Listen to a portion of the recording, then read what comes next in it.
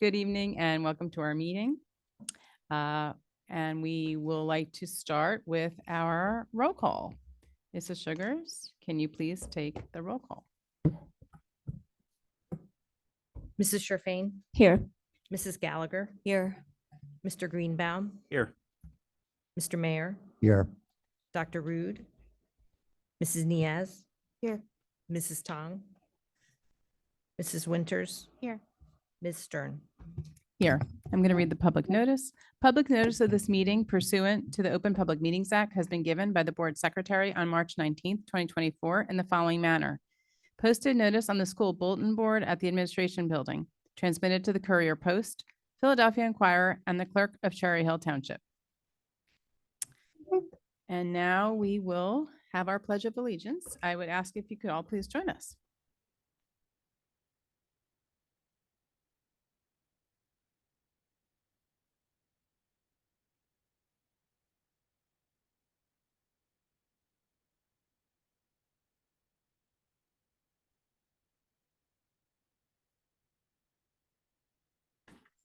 Okay, so apologize for the microphone.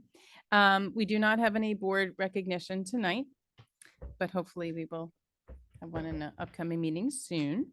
We do not have any presentations tonight. So now we move on to administrative reports, and I'm going to turn that over to Dr. Morton. Thank you very much, Ms. Stern. So this evening, we will provide administrative reports to provide updates and an overview and information regarding the relocation of the alternative high school program to High School East. I'm going to ask Ms. Giordano to come up to the microphone and for Ms. Mallory as well to come up.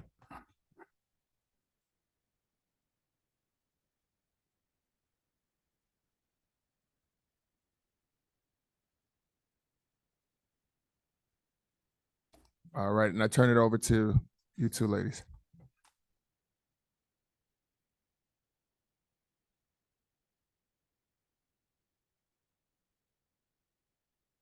All right, good evening. As Dr. Morton said, we wanted to take a few minutes to do an administrative report. I asked Ms. Giordano to join me. I think we probably spent the last, 72 hours together pretty much.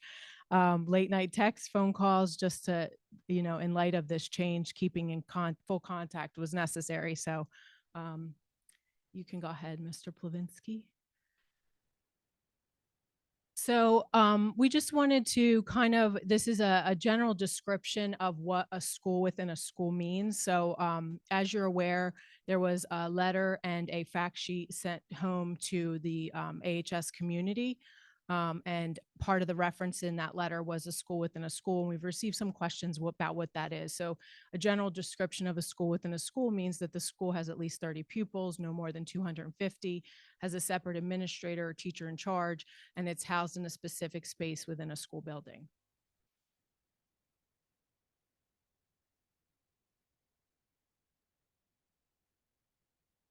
Okay.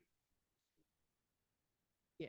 So some of the, we tried to use some of the questions that we've received formally and informally, myself, Ms. Giordano, Dr. Morton, to kind of give an explanation as to the rationale for relocation. So this is something that has been discussed well before my time in Cherry Hill. I was told for almost the past 10 years, and it's been a discussion with several different boards over the past 10 years. Wanting to look at the opportunities for, as appropriate and with support, more inclusion, because a shared campus would offer that, being on the same campus as a comprehensive high school. While there is a cost savings due to shared staff for electives, student programs will not change. Student IEP programs will not change. They will still be receiving self-contained supports as needed. Teachers will come to AHS for those specific classes. Additionally, High School East follows the current trajectory for students in terms of program and established peer relationships. And generally speaking, that's not to say every single student follows that path, but generally speaking, they're East Side schools with similar programs. And High School West currently houses the district's functional vocational program, including our 18 to 21 program. Historically, there has not been self-contained or programs at housed at High School East. There's students with IEPs, and we do offer the same programs as it relates to pull-out replacement and inclusion. But what we refer to as a self-contained program is the majority of the day is spent in one location and receiving smaller class services with a special education teacher.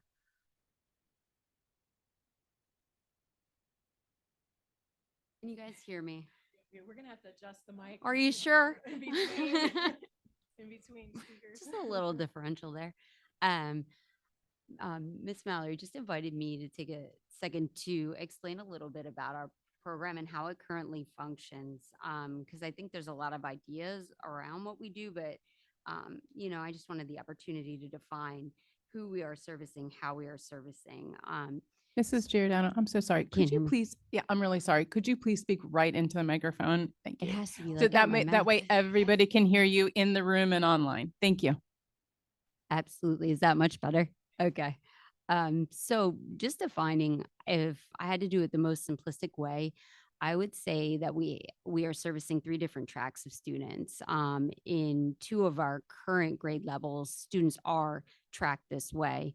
So the first population that we serve is the group of students that may have trauma and or a transient school history. So perhaps they've moved a bunch, perhaps it hasn't been stable, perhaps there's been pockets of time missing, which has impacted their ability to, just keep up with the normal rigor of math, reading, all the core subjects. So in that track, we really do try to layer on and use systems that are trauma informed. The teachers have been trained to do as such. The climate in the classroom and the way that we structure is all around that. The second track of students that we program for would be our students that have emotional regulation or what do I have here, or behavioral support track. We service students with difficulty regulating emotions. We provide consistent boundaries with the support of a BCBA. We provide patients restorative practice through a community-based model that ensures students take multiple perspectives and accountability for impact. There's a lot more structure in those rooms, and our goals are a little bit different.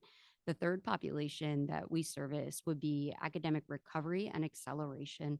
So those are our students that perhaps have had an injury, and or were school avoidant, but are pretty much on track as far as their ability to perform. So they will come to us and they might complete a year's worth of coursework in one semester instead of 2. They usually come in for shorter amounts of time, and they are very focused. The classes are very small and individualized. So we're doing 3 things under one roof. The kids that are in the acceleration recovery generally don't fall into the umbrella of the community-based service, the community connection, the restorative discipline structure. They're usually just in and out, really trying to catch up and bounce back as quickly as possible. So for our other 2 tracks, there's a lot more that goes into it. They overlap in many ways. They both are part of our whole restorative system that we've been working on for the last 3 years. There's a lot of student voice involved. They participate in our positive behavior incentive program. They're part of our garden, our community, everything like that. So they get the full impact of the program, access to therapeutic services, access to our physician, a higher level of care to support them to eventually also, if it is their goal, to transition back into comprehensive. Some want to stay with us and continue, some want to bounce back or have an inclusive program. So we kind of do 3 different things. Does that make sense? I'm clear with that? Okay. So I just, wanted a second, but no matter what, I would say, oh, can I see that one more time? It's okay. For all kids that we service, our why is to create individualized support that plans that enable each student to heal, grow, redefine self-perception, and tap into potential. and to connect with families and help provide supports. We work on behaviors, habits, self-care, social interaction, relationships, and academic recovery and acceleration. So that happens with all students. Yeah.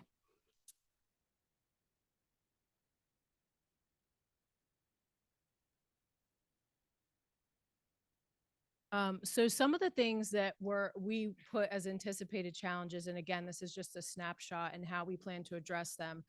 So student anxiety and difficulty with change. Mr. Giordano spoke to some of the population of our students that deal with that. And public perception of the program. And we learned very quickly that not everybody has a clear understanding of what the program is and what kind of students we serve. So we're hoping to destigmatize that a little bit as part of this presentation, but also going forward as we prepare for this transition or continue to address the things that come up with this transition.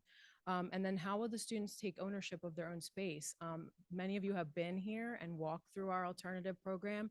It is amazing what these students have done. I mean, there were times where I would walk in the morning and I'm like, when did this happen? And was blown away by their creativity, their art. They've painted murals, they've designed murals, they created an entire garden. So we wanted to make sure, like, we knew that in their mind, they would be leaving that. So how can we reassure them? So we've been working very closely with facilities to ensure that they can help us establish some of those same opportunities. And then some of the ways we're going to address some of these concerns, I started to talk about branding and improving spaces. So for example, we are bought, what's it called? Because I'm so Sound creating production almost like a studio. sound production studio is one step that we've already like looked into, and we want to create that as one of the spaces in the new area that they're going to be in. And then, as I said, publicizing what the program entails. Intentional staff duties in the hallway to ensure that students aren't crossing over into East. There will be no physical divider. That's been brought up a couple times. That has never been in the plan. First of all, that's a fire hazard, right, Ms. Sugars? Will never get you upset. I don't want to get you upset. I need you.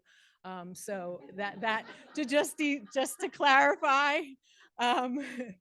And then our current therapeutic supports will be in place throughout the year. And we met again today. We'll be meeting frequently. Today, we discussed increasing behavioral supports, just front loading it as we make this transition to offer more behavioral support staff.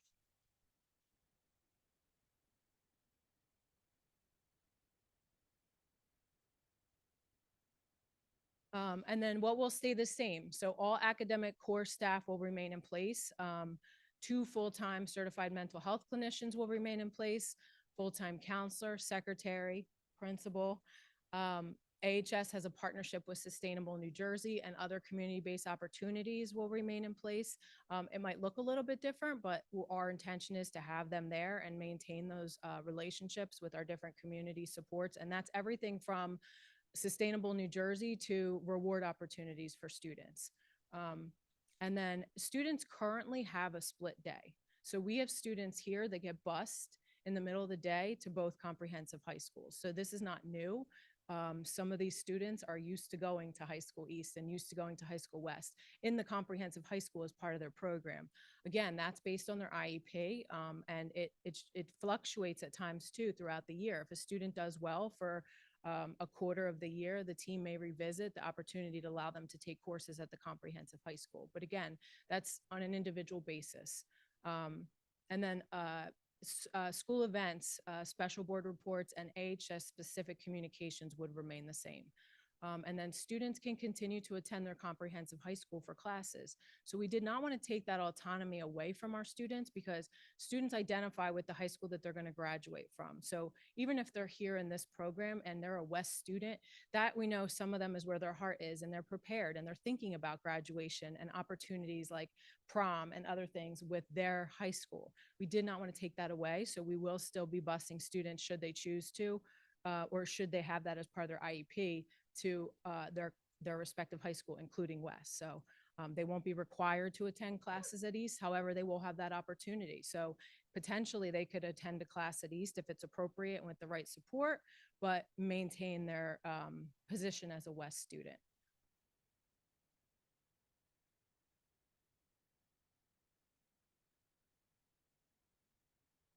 So some new opportunity, did you have notes for last slide? Some new opportunities. So facilities plan to paint AHS colors and make any necessary updates to B Wing, which is where the program will be located. School logo will be branded throughout the building. Students can take electives and general education classes as appropriate. West students, I already explained this, but West students can take courses at East and it would be applied to their transcript. Expanded opportunities for participation in clubs and sports. So many of you may know that all of the clubs at the high school level are driven by student interest, and they change year to year. This is going to give our AHS students an opportunity to possibly create their own clubs or participate in clubs again as appropriate and have access to a late bus. And then there'll be new community-based funding opportunities. And we are going to offer our students that are currently attending AHS an open enrollment period in the summer. If they decide, listen, if we're going to be close to High School East, I'd rather just be an East student, we will allow for that exception just for a period of time during the summer to give them that autonomy.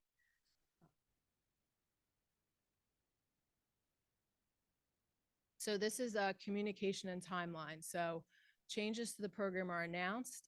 Administration at High School East, Ms. Giordano, offer continued support, regular communication.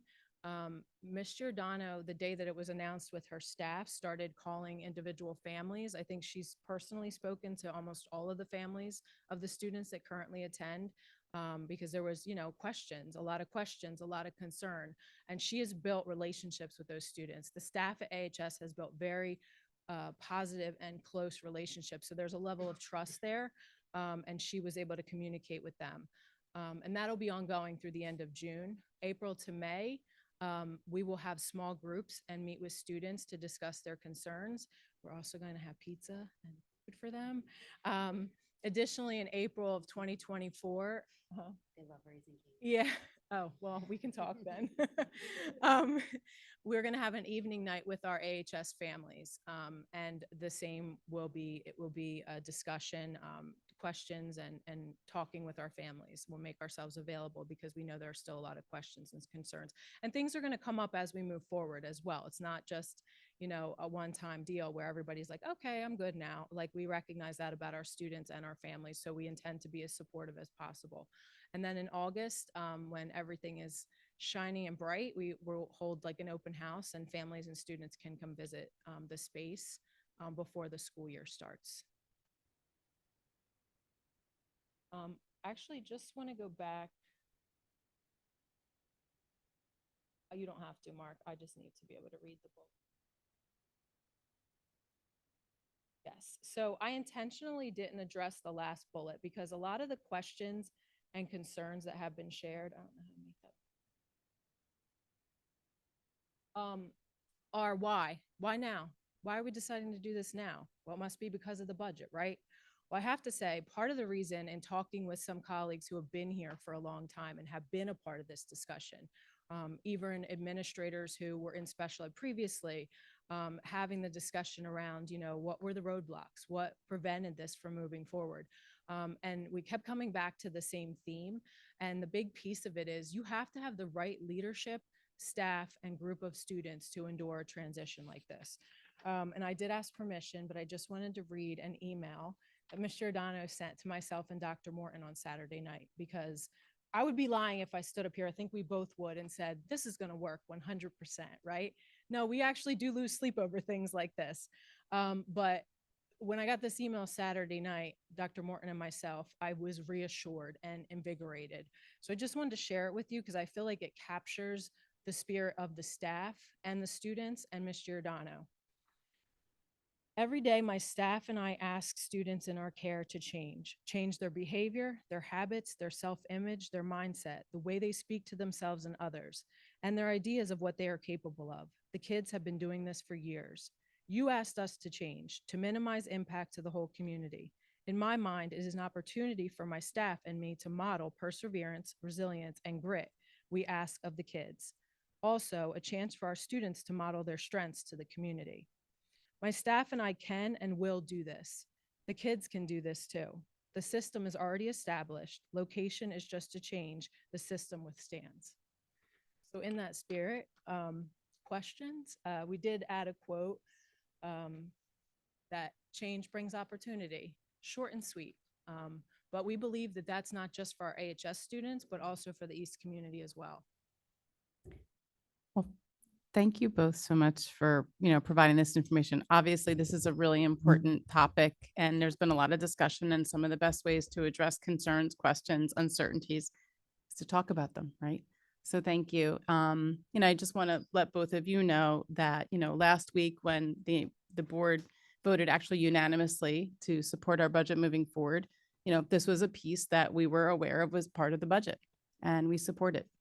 So I just want you both to know, and for your communities to know, especially the AHS community, that, we want to see success. We want to support this. And, this is important. This is the time to have these questions and discussions and sort these things out. So I have a bunch, which is not a surprise, but I'm going to let wait.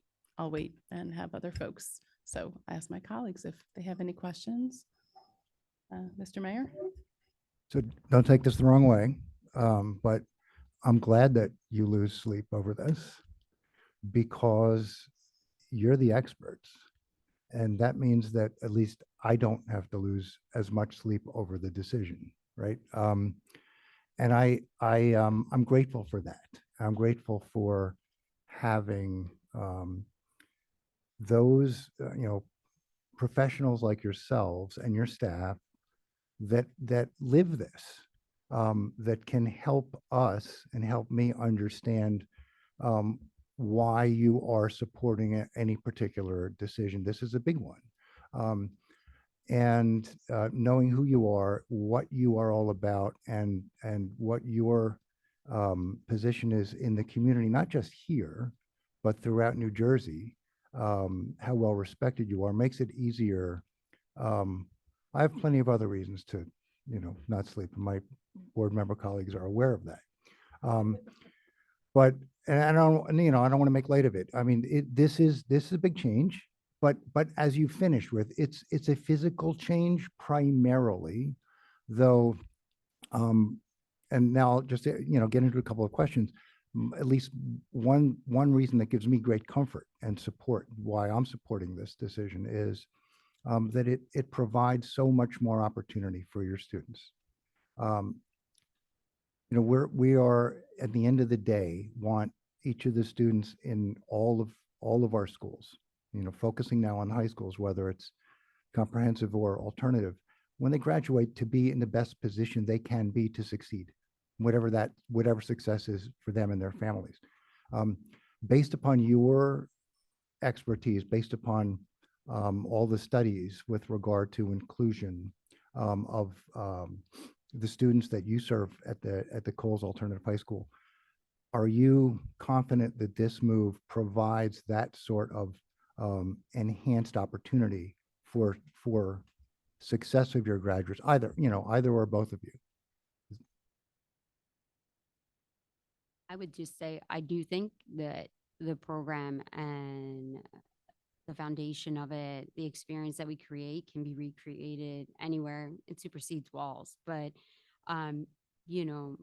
Miss Mallory has been wonderful with listening and helping to plan. I think, with the correct spacing, the correct mimicking of what we have here as far as classroom space and, the right staffing, I do think it's possible. Yes, I do think it's possible to be very successful. And I agree with you, it does create a lot of opportunities. And from the students that I have spoken to, which is almost all of them at this point, and all of them have given me feedback, the majority of them are very excited to return to a comprehensive campus and to broaden what they can experience. And the students that really enjoy the tight-knit, small classrooms, the feel of a tiny family-oriented community, will also be able to have that. So as long as two things can be true and they can coexist, I absolutely think that it can work, as long as all the students are honored in what they need.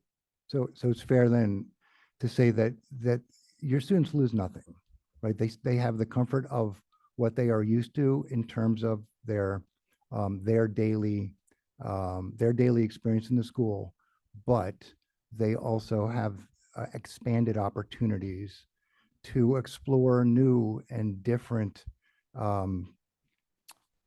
whether it be a club or other opportunity that unfortunately they just don't have access to here, that expands their world in ways that they just can't do in this particular building. I think the number one thing on all of it was better lunch options and more people to play basketball with were two of the top ones they couldn't wait for. Okay. So those were some of the things that came, through the most. But yes, a lot of kids want to study music. That was another one that came through big. So I Wonderful. think just those opportunities, and we were trying to recreate it through our music production studio here. But now that's something we can take there, and they also have access to music instruction as well. So I'm sure other board members have questions. I just, one more.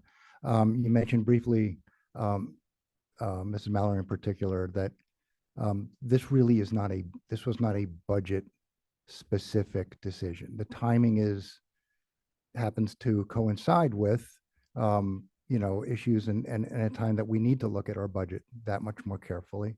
But if you were to take money away entirely, if money was not an option, is this a move that you would still be as supportive of, again, absent any budgetary consideration? Absolutely, because like I said, the leadership, the staff, and the group of students to participate in a transition like this, it's an ideal time to do it. So I absolutely, I mean, honestly, we discussed that. Like, what if we get money back? And we said, we still want to do this. Like, we still want to move forward with this for our students.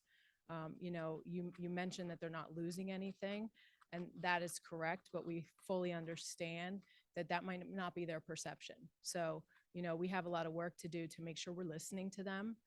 They're going to know things that we might not even have thought of.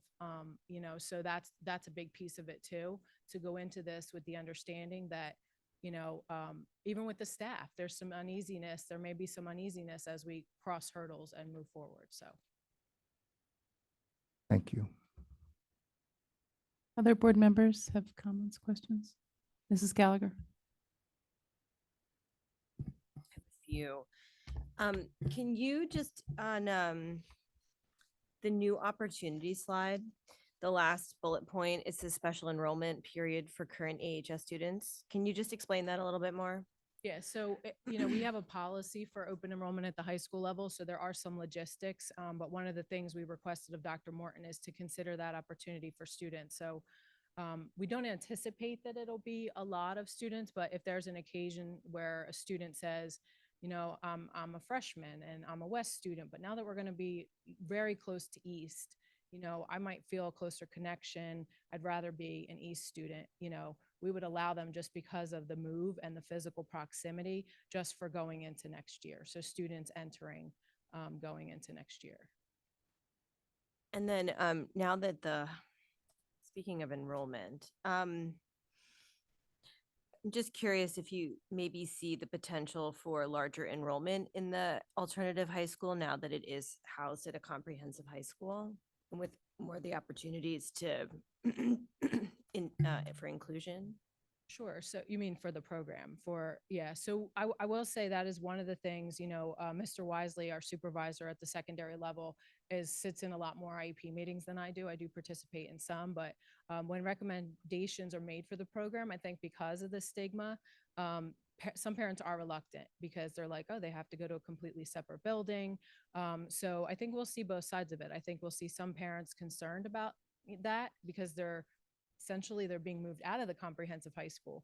But I think, again, it goes back to our ability to articulate what that's going to look like. And then I guess like speaking of the stigma, I don't know how to exactly ask this question, but obviously there's, I don't know if frustration is the right word or confusion. I don't know. There's been obviously a lot of chatter kind of from many different facets of the community about the change. And I'm just curious, like how you guys see about like trying to open up those lines of communication try to reduce the stigmas on, you know, whether it's East parents or alternative high school parents or just the community at large, like how to explain the vision that you see that, you know, better, like, I don't think I'm asking this well, but like, do you get what I'm think I kinda get saying? what you're saying, Yeah, yeah. like how do So we we? hope that this is the start of that. Right. Another thing that we talked about this week was creating like an in-house committee. So thinking about maybe one of our case managers in our BES program, you know, one of our social workers, are obviously our case managers at both East and West who currently case manage the AHS students, administration, building administration, to kind of hear their voices as well as we move through this process to see like what are they hearing, like what, so we're getting kind of all the angles, and then do our best to, you know, work with Mrs. Wilson and put information out as much as possible to break those stigmas and to, you know, I will say one of the things in a district our size that, you know, again, grateful for Miss Wilson. Communication has to be very intentional. And we went round and round about what that was going to look like for this. So, you know, from our perspective, our students at AHS are some of our most at-risk students. So they were our priority. The biggest concern was it leaking to them and then rumors starting. So, but we also wanted to consider their families. And unfortunately, we live in a world where text messages go within seconds. So we were very intentional about sending the letter to families at the same time as Giordano was meeting with the students. It didn't work out perfect, but it was best case scenario because we wanted them to have a safe space with their familiar staff, their principal, to know, to answer immediate questions and to kind of like reassure them or talk them through. You know, we were really impressed with their response, their initial response. I mean, I wasn't in the building. I was at Thomas Paine that morning for Down Syndrome Day and World Down Syndrome Day. And I was texting Lauren. I'm like, how's it going? How is everybody? Like just getting those updates. And you know, the staff rallied. I mean, the staff the day before were told because we wanted them to have time to process it too. They're human, and we wanted them to be prepared the next day. Well, they were. I mean, I told them in an email, like there's a lot of schools that could learn from that staff because they persevered. I was really impressed. That's it. Thank you. Other board member questions? Mr. Payne? I just want to say I appreciate you giving this presentation, and have to be honest, you debunked probably 20 years of assumptions that I've had about this program. Being a student within this school district and having absolutely no idea what goes on behind these walls until the last week, I think that it was really important to bring light to, you know, the realistic nature of the students that go here. And I, again, don't know a lot about this, but I appreciate the confidence that both of you have in this relocation, and I can only be confident with your confidence. I actually have two questions. One, probably the most important. I know you kind of mentioned this already, but is there any plans to relocate the garden?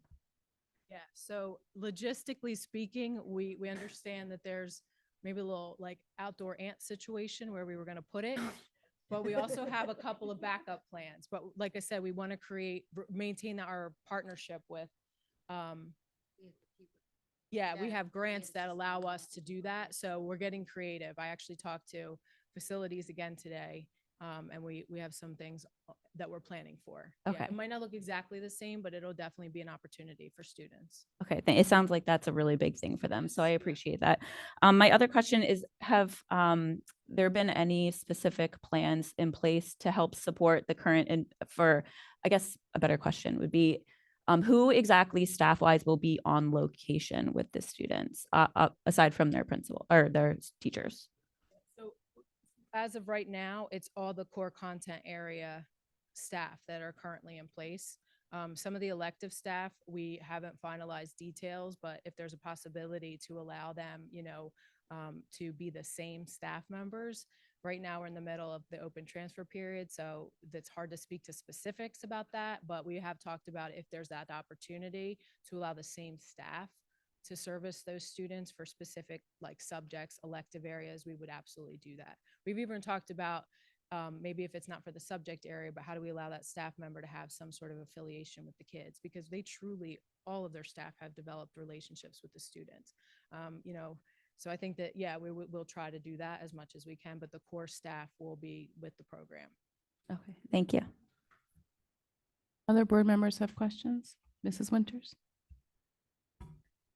So as all the information came out and people were starting to talk about it, I took the historical perspective of kind of doing a deep dive into the history of the program, which I think my other board members were a little bit amused with.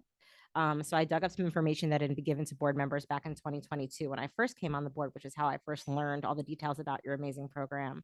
And I shared that. And then I was doing some historical research into the Courier Post. And this was discussed as far back as 1998. At the time, it didn't go anywhere. At the time, it failed. But it was really interesting to look back and read news articles about what board members and the community thought at the time and said at the time and what the roadblocks were. So I just want to congratulate you for finding the right place, time, moment, staff, opportunity to move this forward. I absolutely think that inclusion is always the best choice for our kids. I think we're stronger when we're together. I think that the music program was something that I specifically asked about when we first heard about this, because for me and my kids and my family, music has always been something that really helped us feel included and belonging in high school. And I'm so excited they'll have that opportunity to be part of that at High School East in whatever mode or however they can participate, however they individually choose to be aligned with that. So I just guess not really a question, but that, you know, I went back and I did the research because that's what I always do. And I'm confident this is the right choice. And I'm thrilled that the both of you and the rest of your staff are going to help the kids transition through it, because change is hard. But sometimes, Very much part of life, right? but worth it. Yeah. So just thank you guys both. I And think appreciate I it. speak for Ms. Giordano when I say thank all of you for your support as well. But to your point, I can honestly say this program doesn't even look like it did 3 years ago. So I'll never forget the first summer when I walked in and Ms. Giordano had all the furniture in the classrooms moved to the hallway to be removed. Most of the furniture, moved some of it herself. And, you know, I'm thinking like, oh God, do not get hurt. But to create flexible classrooms, that was huge. I mean, that was a game changer. But I remember walking, I'm like, I couldn't even get through the hallway. I'm like, what's happening? Maybe I don't want to know. She's like, we're getting rid of this. This is not going to work. And it was student desks. I mean, nobody wants to sit at a student desk. I wish we had that ability for all of our classrooms.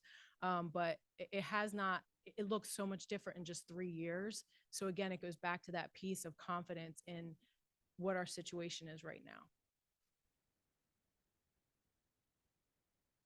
Other board members have questions? So I will go to the students in a second. As you know, we usually go around this group first, you guys next. So I have, as some people say, I have thoughts. I had a lot of really strong feelings last week about this. You know, I think part of it is as a parent of a child who has special needs, never was in the alternative high school, was in special ed through his entire educational career before he even came to elementary school. And I see the struggles that he's a young adult and he struggles and he continues to have. And I think about how important it is for him to have learned, and I see this for a lot of other kids. I see so many kids in his age group when they leave high school, you know, some of them are prepared and some not so prepared to be in the experience of moving into a larger general world, right? And how are we preparing our kids for that in every program, right? Transitions, usually grade level, or I'm sorry, educational level, you know, preschool to primary, primary to secondary, are probably universally one of the hardest things for the students and the parents of in this you know, population of students with special needs, a large group.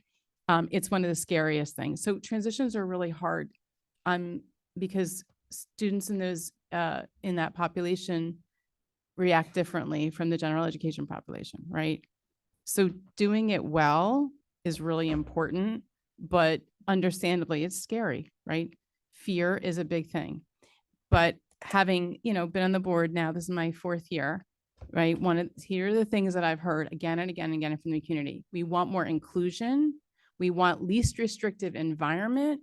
We want more programs in more buildings, right?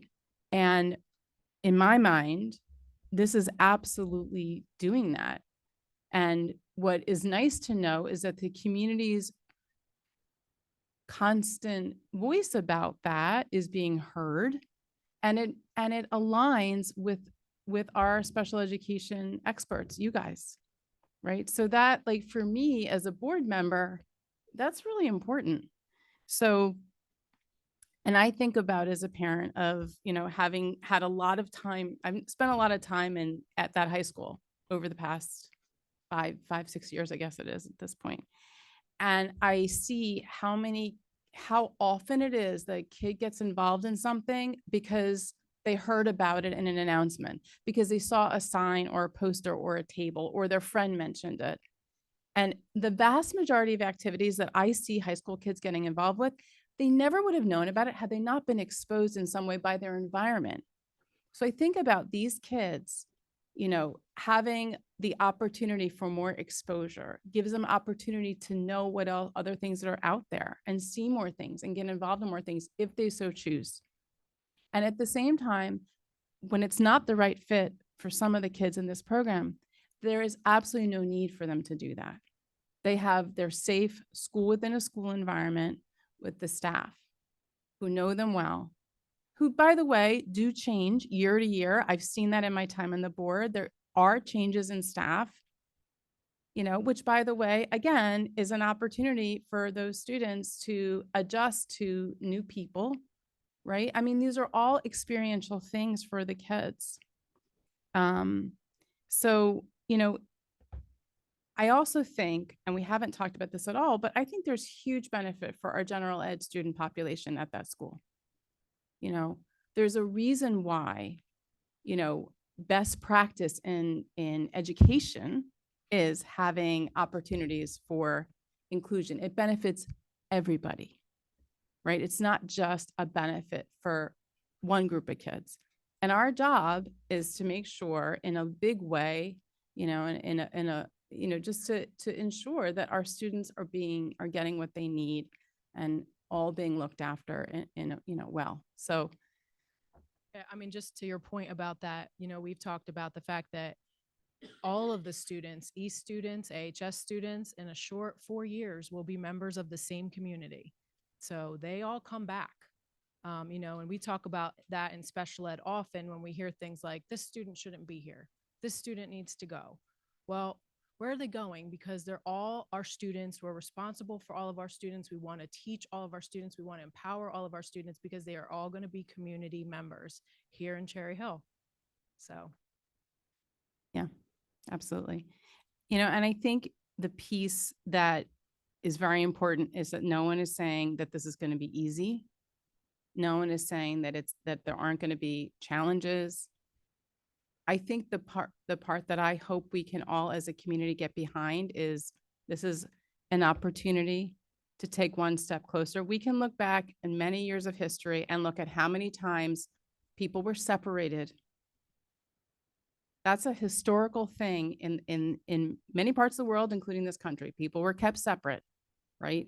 And not separating people, but looking at how do we come together and include and be part of a larger community. I mean, to me, these are, and you said it earlier, these are our students who, in some ways, I use the word vulnerable. I don't know if that's the most sensitive word to use, but I think of these students in some ways as some of our most vulnerable students in terms of the challenges they face, the things they've been through, the things they're going through.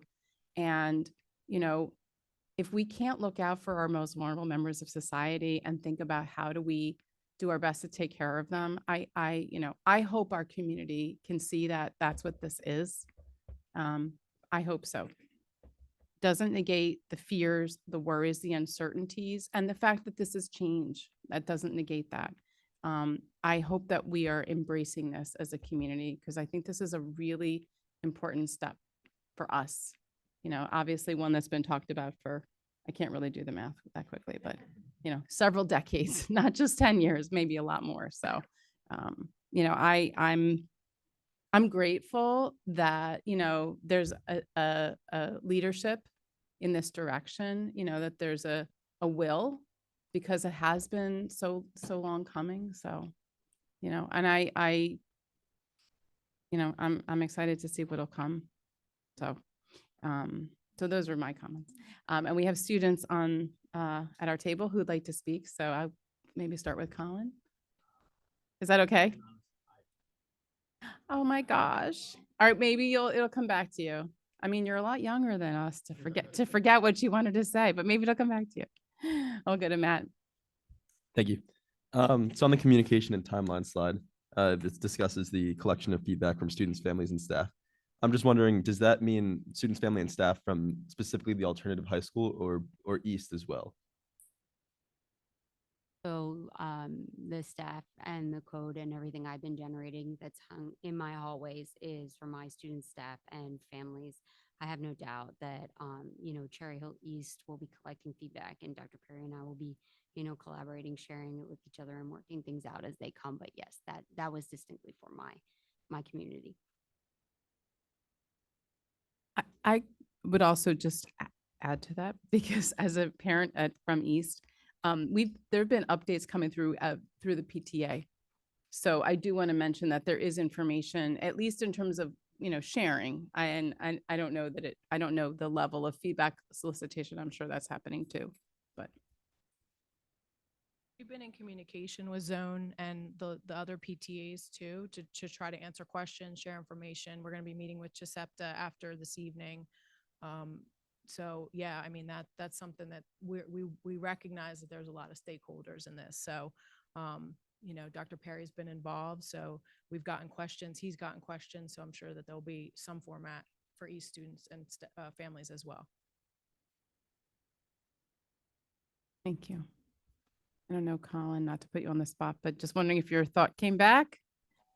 If it comes back later, perhaps you'll let us know. Thank you. Yes, Mrs. Niaz. I don't have any questions. I just wanted to say that I think this is a great idea. And as someone who was in special ed and who had a hard time with inclusion, I think that this is a step in the right direction. It's not going to be easy. You're going to have to, make changes along the way, but I'm really excited. And I think you did great with the presentation. It was very detailed.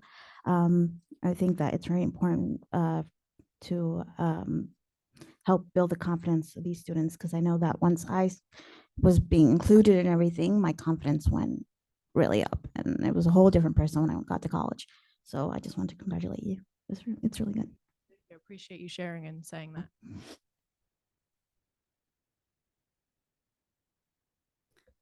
Okay, I guess, thank you both so much for bringing all this information and the work you're doing. Okay.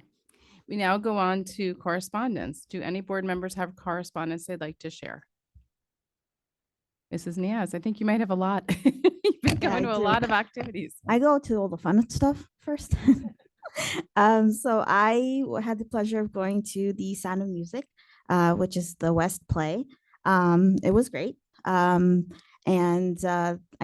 I could tell the kids really put hard work into it.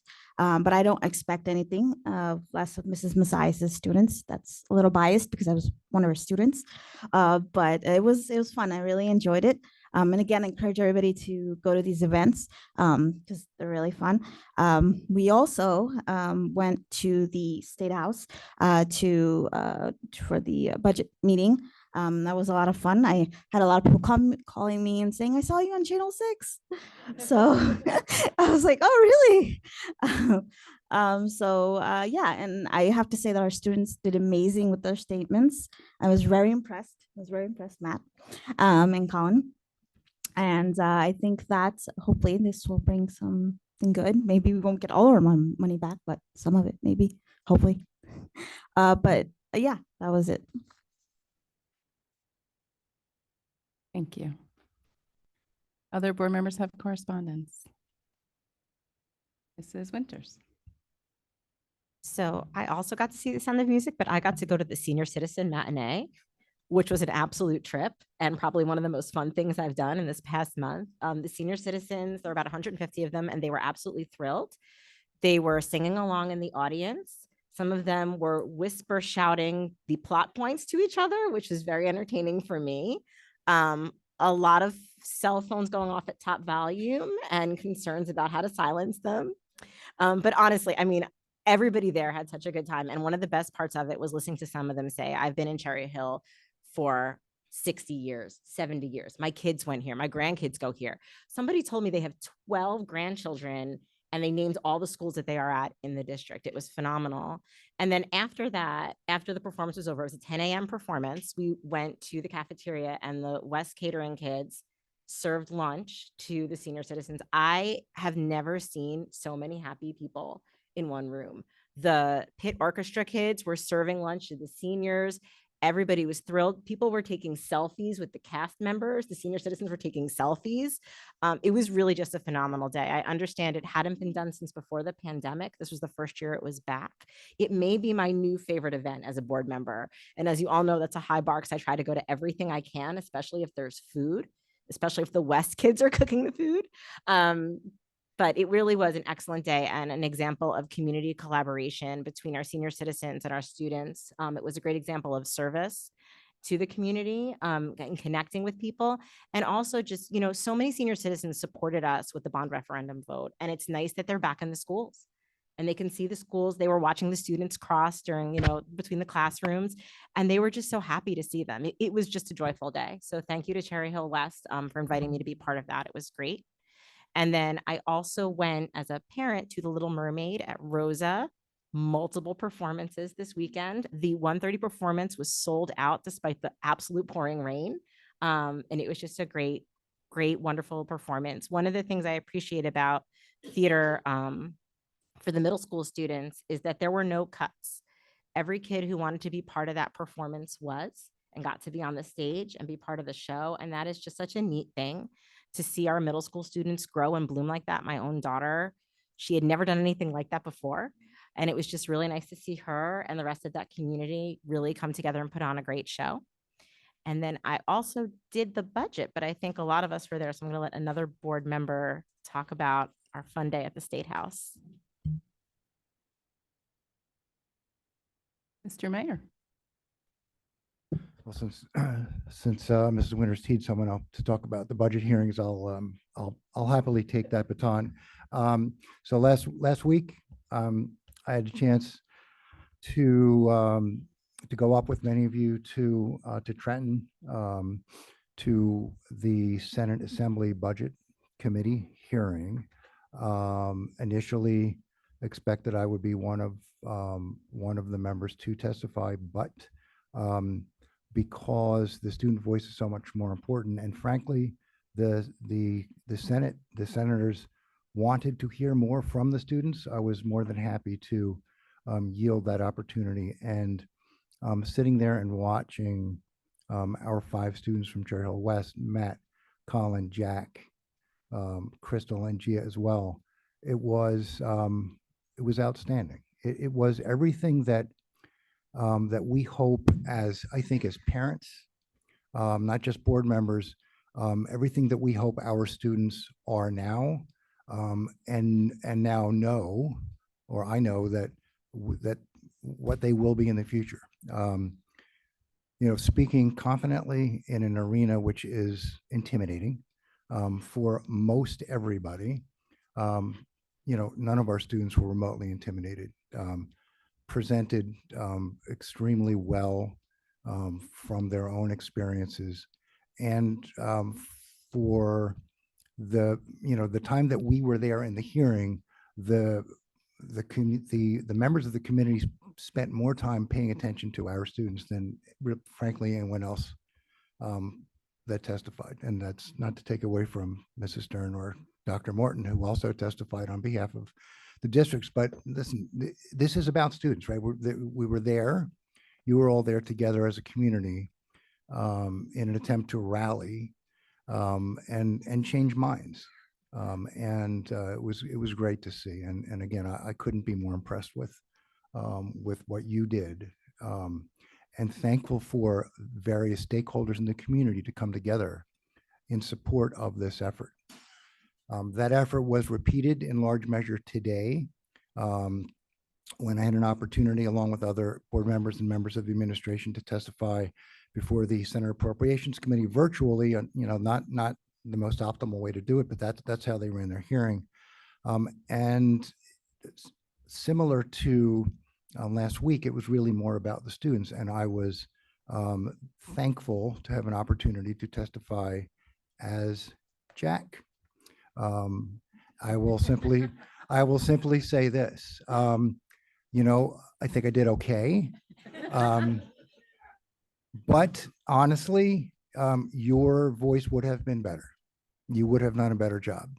But again, it was part of the effort to see just how much this community cares about what has happened in Cherry Hill over the past number of years with underfunding, and to be part of an effort which we all hope will bear fruit in the form of a supplemental bill to return at least some of this money, remains to be seen. But what at least my experience with the students and administration over those 2 days doesn't remain to be seen, is that we are where we need to be. We are in great shape. These students are mature, competent, and that gives me a great deal of confidence for the future of where Cherry Hill students are going, thanks to our teachers, our staff, and leadership. And that's that. So I will pass the baton to someone else who might have been there. Other board members with correspondence? Okay, I'll go. I have a few. Unless anybody else has any. Just making sure I didn't miss anybody. So I kind of winding back the clock a little bit. On March 14th, I got a chance to go to something that I have not gone to for the past 3 years. So I wanted to get there. It is the 8th grade dialogue night sponsored by the New Jersey School Board Association. Took place in Gibbsboro at their elementary school, which was one of the first times I've been in a school that really didn't look any better than ours. Normally they all look better than ours, but that one looked very similar. Maybe they're in some similar situation. So at least the room we had it in, but it was really, really neat. We had 3 students from our middle school, one from each middle school. We had Dylan from Carusi Middle School, Leah from Beck, and Nicholas from Rosa. So I won't use their last names, but just their first names. They represented at the 8th grade dialogue night. And all the students were on stage being asked questions by adults about their experience in middle school and also in general in their educational experience. And the kids had a lot of themes. Oh, and the principals of each of those schools were there, as was Dr. Morton. The kids brought about a lot of themes. A lot of them talked about the diversity in their schools and how much they like that. They talked a lot about inclusion and belonging, a conversation that we talk about that's part of our goals. They talked a lot about mental health, and there were questions about mental health, study skills and life skills, high school transitions, dealing with social challenges, social media, social awareness. And there's a great amount of maturity and insight coming from these kids. They're the kids from our school, their families were all there. So our schools, that was really cool. So it was a great night. I was really glad I finally got there after all these years. Glad I was able to go. I don't think anybody mentioned that most of us were at the Harlem Wizards, right? So maybe I'll let someone else talk about that, because I don't need to talk about that. But that was fun. I got a chance to go to, after the budget hearing day, when we came back, I got a chance to go to the West art reception that evening in Dr. Morton's office. Got a chance, I believe it was all of the art teachers from West were here. So they were here, the families, the students. I mean, no surprise, as we all know, very talented students in our schools. Really amazing artwork. Got a chance to hear the kids talk about their artwork and show it to their families. There were a lot of siblings who graduated who came back with their siblings who are still in high school. There was one family where my understanding is One of the siblings is now a teacher in our school. And she's, I think, married to or engaged to a teacher. She also the two of them went to West together, and now she teaches in her school. And it was her sister who was in the art show, I believe, or brother. I don't know. There were a lot of kids that night. Brother. I got it wrong. I'm sorry, but it was just really neat. It was really neat to see the kids and their families, and their talent, of course. I do want to mention that at the budget hearing, not only were obviously the students the stars, but the chair of the committee made a statement that one of the other committee members messaged her and said they would rather listen to students all day long than the adults. And I think that really speaks back again to, the power of students' voice and what it means, how important it is for the adults to hear from the students. And I would be remiss if I didn't thank PTA, Zone PTA Fair Funding Committee for leadership and helping to organize, provide T-shirts, and the bus. It was and CHEA. Thank you, CHEA. So I think, sorry, just to thank and some of the CHEA members and members of staff who are also in this room, just to want to thank you all for just coming together. It was it was a great day, great feeling.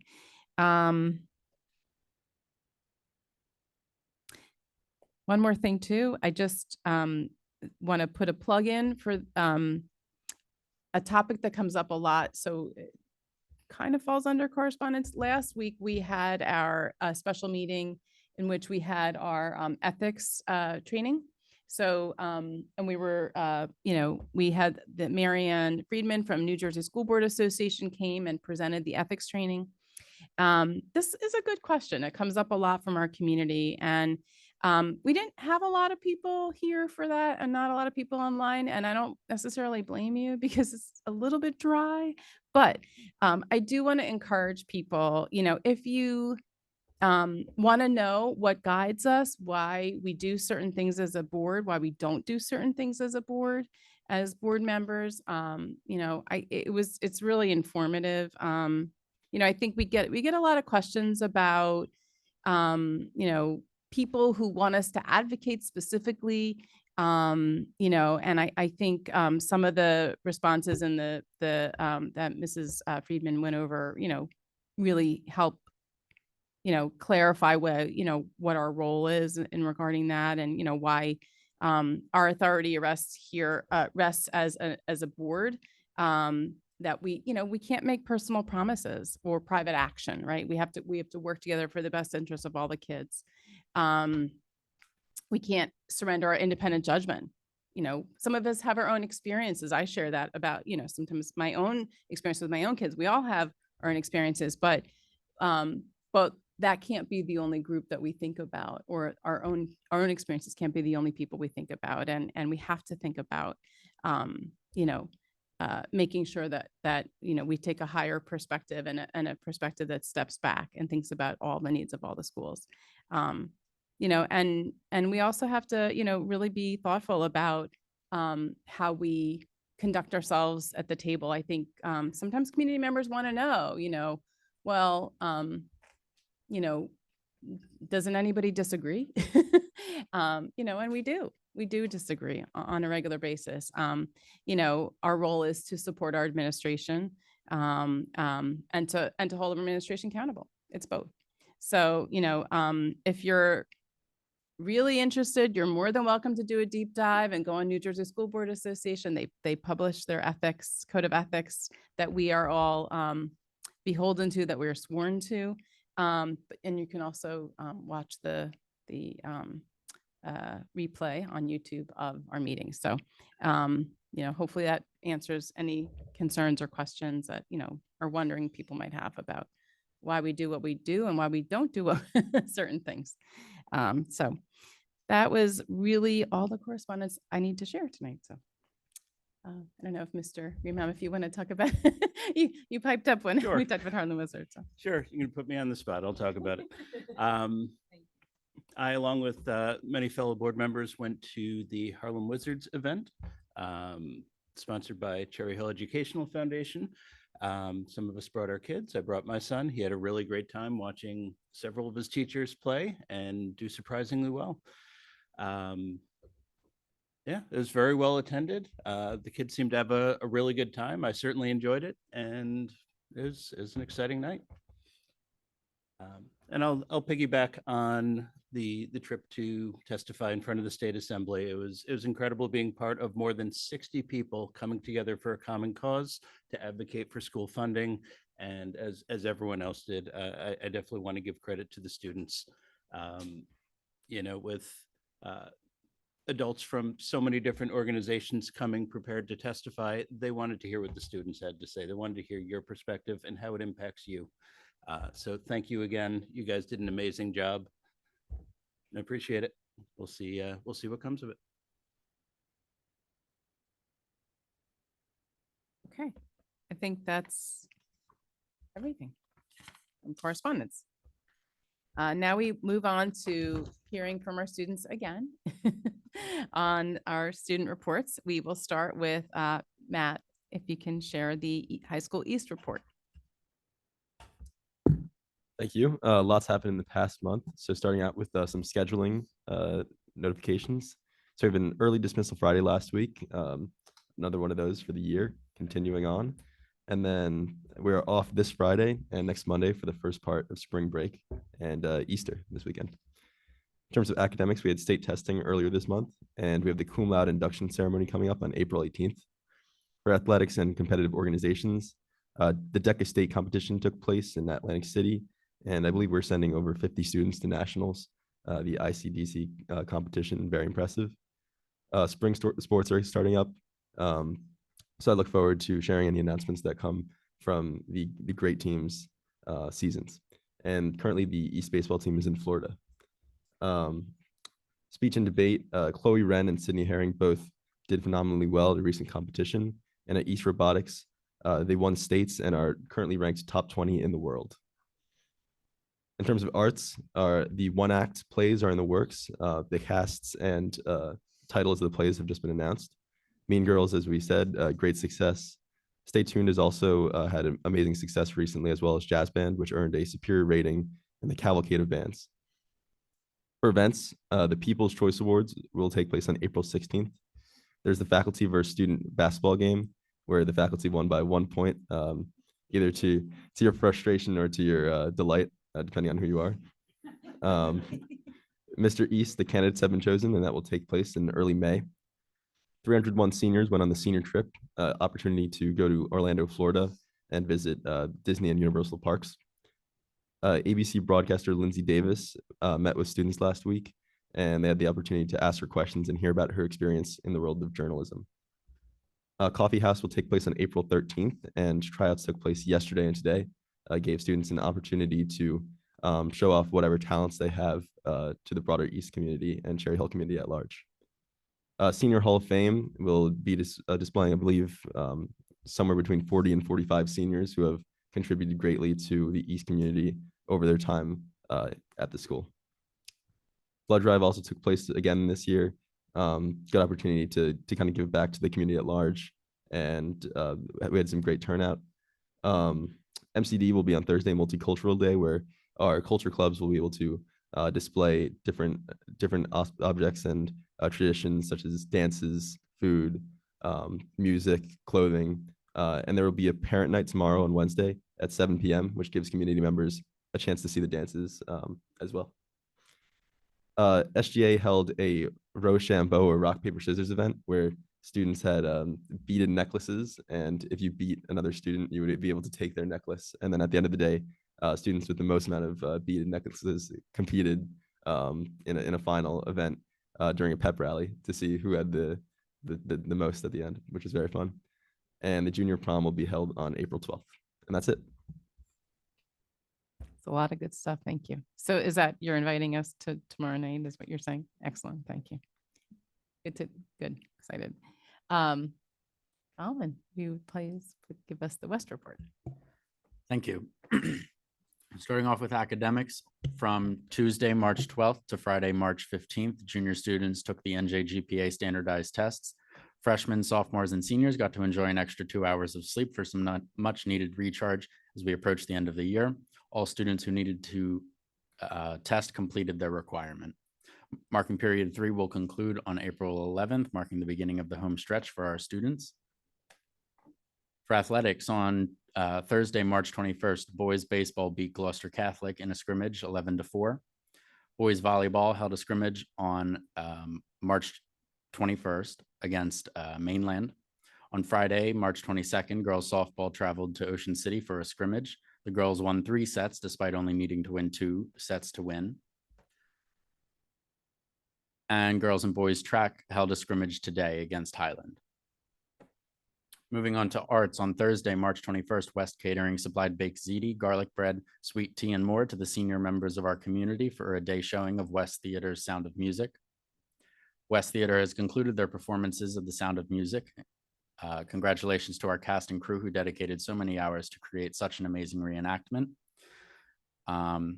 We received very high amounts of positive community feedback from both our seniors, staff, parents, students.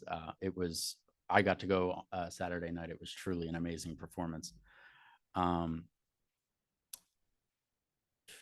West students joined Dr. Morton for a reception and display of their work here in the Lewis Admin Building. For extracurriculars, on Saturday, March 23rd, West Model UN attended the Hadmon Conference at Haddonfield Memorial High School. Congratulations to Andy Wynn on being awarded Best Position Paper. On Saturday, March 23rd, Fermata played at ICHA and advanced to the semifinals. Congratulations on being awarded Outstanding Arrangement. The first year of the West Ceramics Club has been launched and is being run by Mrs. Cream, our newest addition to West's staff. For other notes, on Saturday, March 16th, West Junior Quinn Gibson was honored by Mayor Dave Fleischer and awarded a proclamation naming March 16th, 2024 Quinn Gibson Day.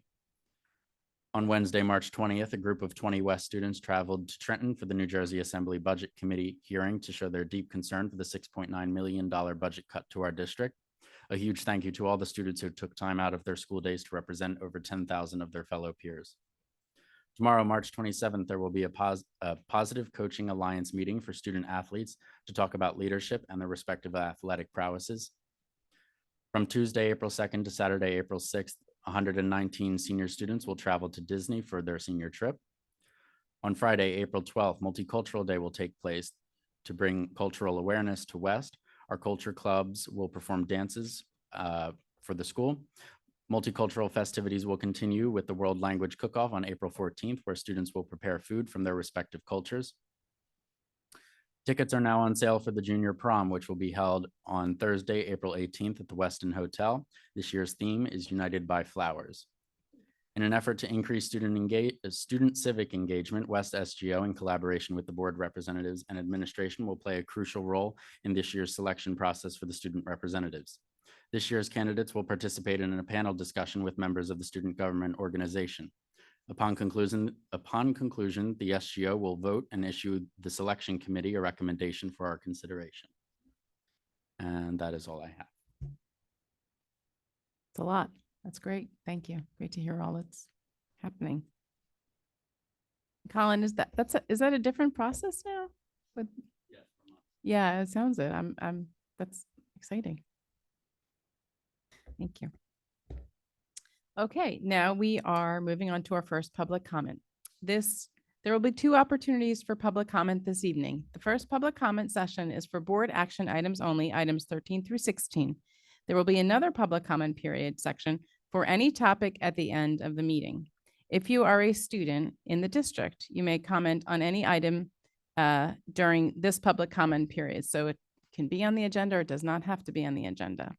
That's only for students. If you are a student and you are online, please put an S at the end of your name so that we know that you are a student. If you would like to speak now, please identify the agenda item that you are speaking on and clearly state your name and your municipality. We will alternate between speakers who are here in the room and those who are online. Each speaker will be given a maximum of 3 minutes to speak. The timer on the screen will indicate the amount of time you have remaining. Public comment is an opportunity for members of our community to comment on matters relevant to the operations of Cherry Hill Public School District or within the authority of the Cherry Hill Board of Education. The board welcomes diverse opinions on relevant matters. Under established federal law governing reasonable restrictions on speech in public forums, statements which demean individual community members or groups or which are irrelevant to the operations of the school district or are repetitious will not be permitted. Community members who would like to present information not relevant to the school district are always welcome to communicate directly with the acting superintendent, board president, and all board members via email or other alternative means. And we will start in the room. If you would like to speak, if Mrs. Stern, one moment, please. We're having technical difficulties with board docs. thank you. So I'm sorry, we may have to pause for a moment. Not a problem. Thank you for letting me know. I was very busy reading the preamble and didn't notice that board docs wasn't working.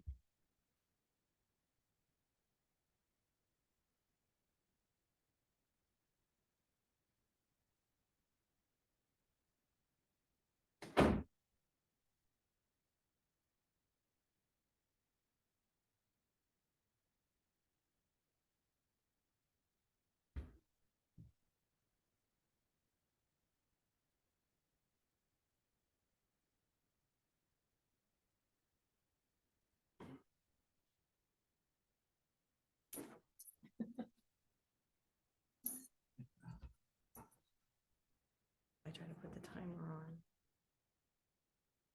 I don't know what this is. I thought, you know,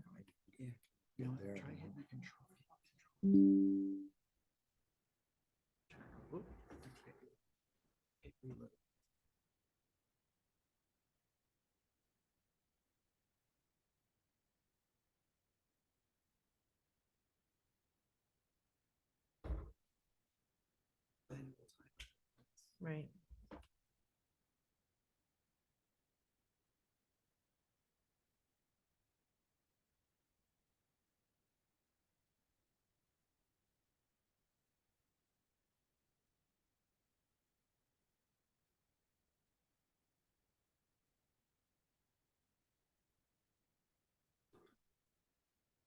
View it. Thank you for your patience.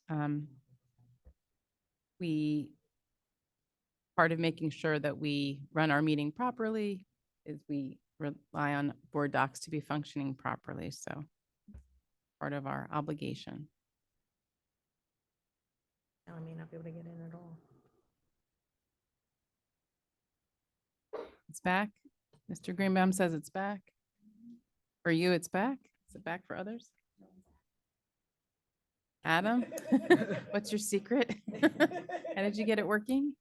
Can you help us?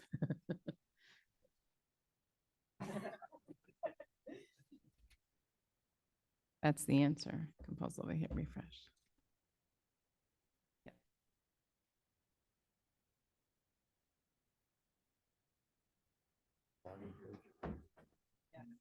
Right, well, They're all getting the same. We'll go Yep. manual timer and. yep. Okay.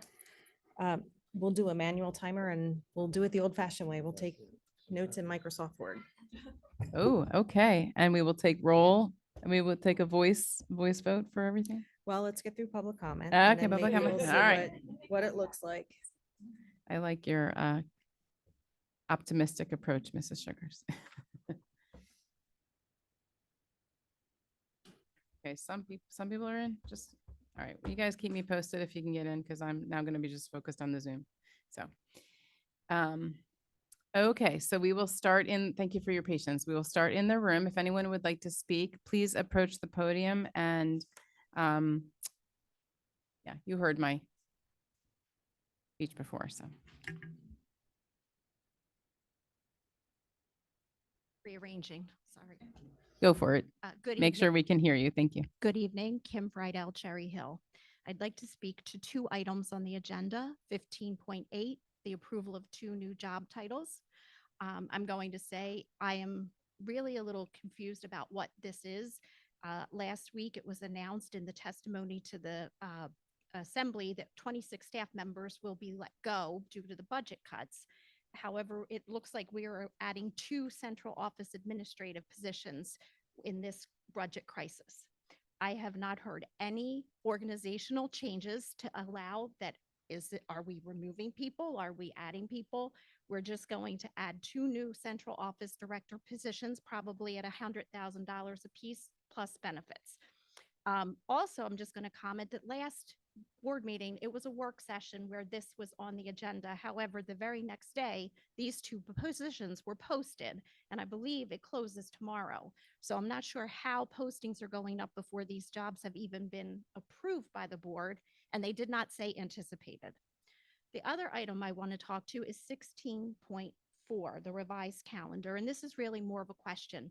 For many years, it's been asked why we have 182 calendar days for students and 187 for students, and why can't we use those 2 days for snow days instead of taking away spring break and other certain things.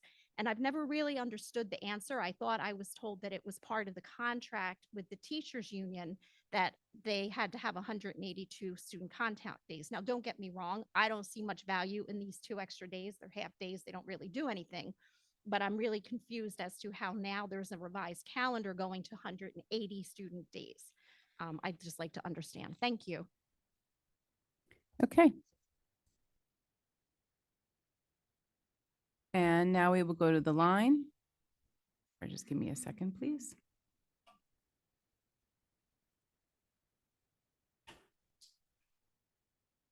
Hi, my name is Jeff, and I live in Cherry Hill, and it's... I'm sorry. Could you just give me, hold on. I'm sorry, Mr. Sugars, too. If you can just give me 1 second, make sure I'm in the right place. Okay, I apologize. Please go ahead, caller.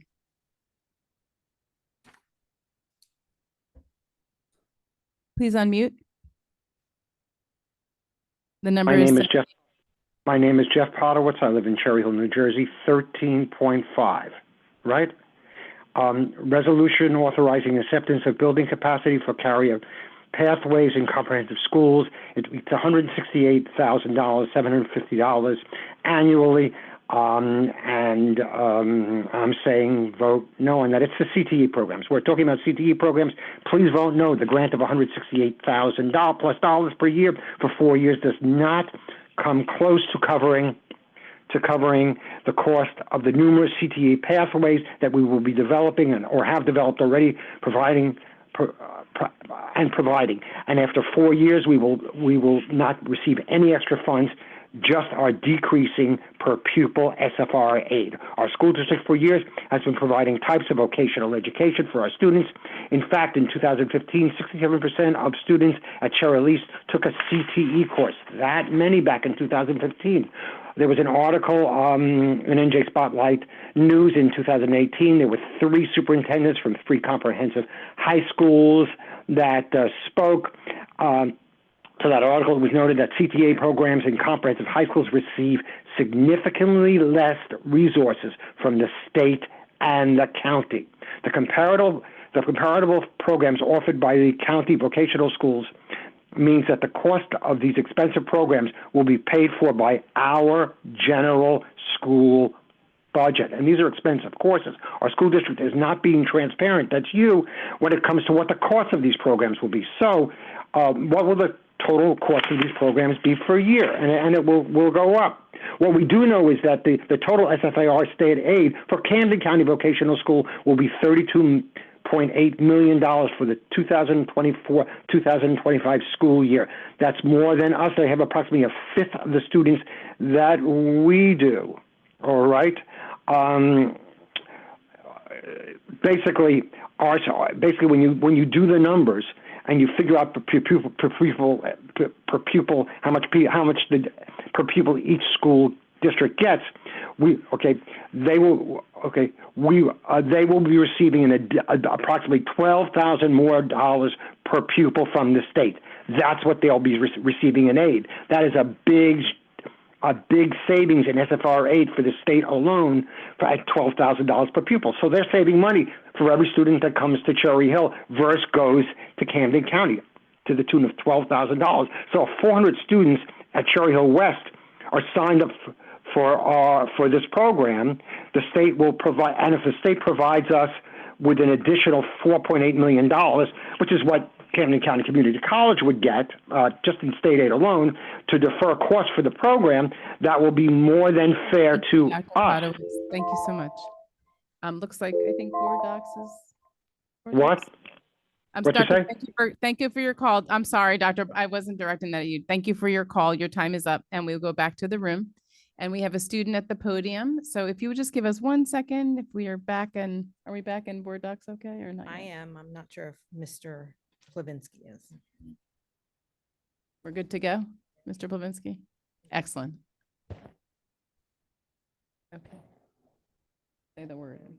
Okay, yay. Okay, we go back to the room if you know the drill. I'm Matthew Renchizellis, Cherry Hill, and today we'll be speaking as the Student Board of Education representative for Cherry Hill East. Today I want to talk a little bit about the alternative high school relocation plan. Over the past few days, when students have come up to me and asked me or spoken to me about the plan, I've heard two main things. The first one's been, where did this come from? And the second thing has been them giving certain criticisms or worries they have. And many of the worries that they share, I also happen to share, but the important thing is that these are worries that are shared by many students as well as staff at East. So first of all, we appreciate the idea of giving students as much opportunity as possible in an academic setting, extracurricular setting, athletic setting, a musical setting. But we also worry that it could hinder some of the opportunity already in place at East. For example, from my conversations, there have been concerns about many different parts of the East experience. Already, East is very congested in between class periods. Moving between classes is sometimes very difficult because you basically have to like shove your way through if you really want to get from class to class. And by shutting down, or not shutting down, but reallocating a certain portion of the building to the alternative high school, it's going to maybe exacerbate those issues of congestion in the East hallways. Additionally, from my conversations with staff, it seems that this program could lead to the abolition of what we currently have during lunch periods, which is known as lunch and learn, where students are basically given an opportunity to have club meetings and roam about, de-stress, decompress, or hold like important meetings with teachers, with their clubs, and it gives them really good opportunities to do whatever they please at that time. Taking that opportunity away could heavily decrease the impact of certain of our clubs, organizations, as well as the opportunity of students to receive extra help or reassess. I also worry about the reorganization of classes throughout the school.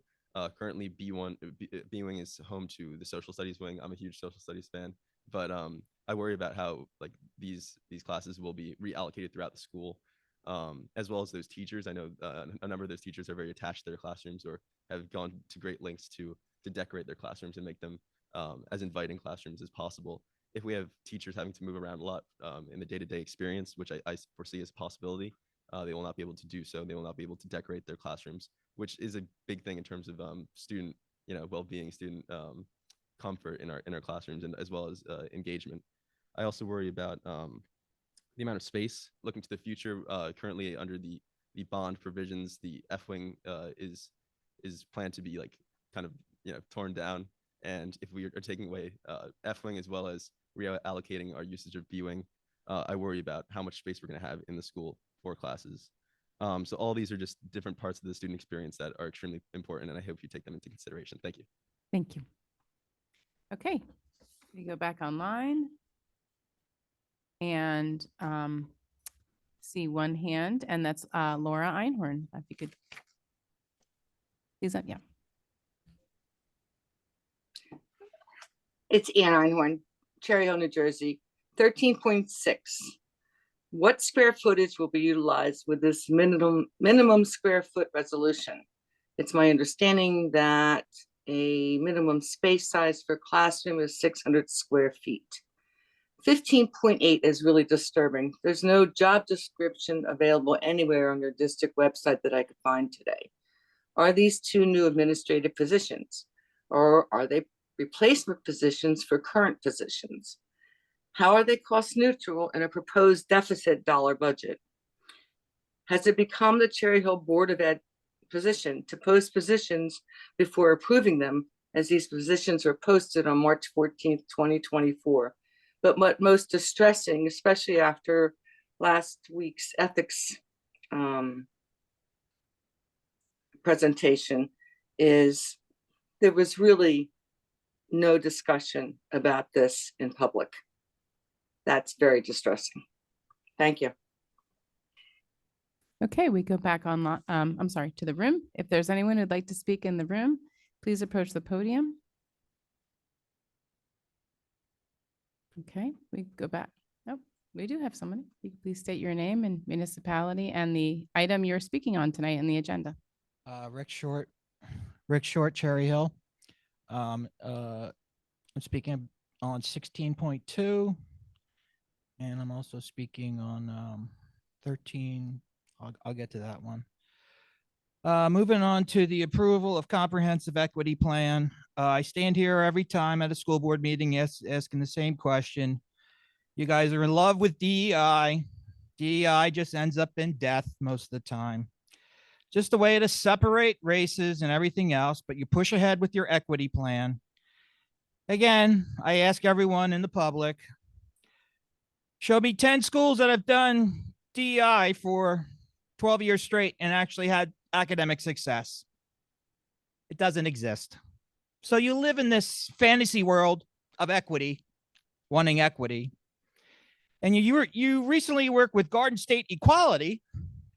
But what I don't understand is, if Garden State Equality, who helped write our sex ed stuff, wants equality, how can we want equity?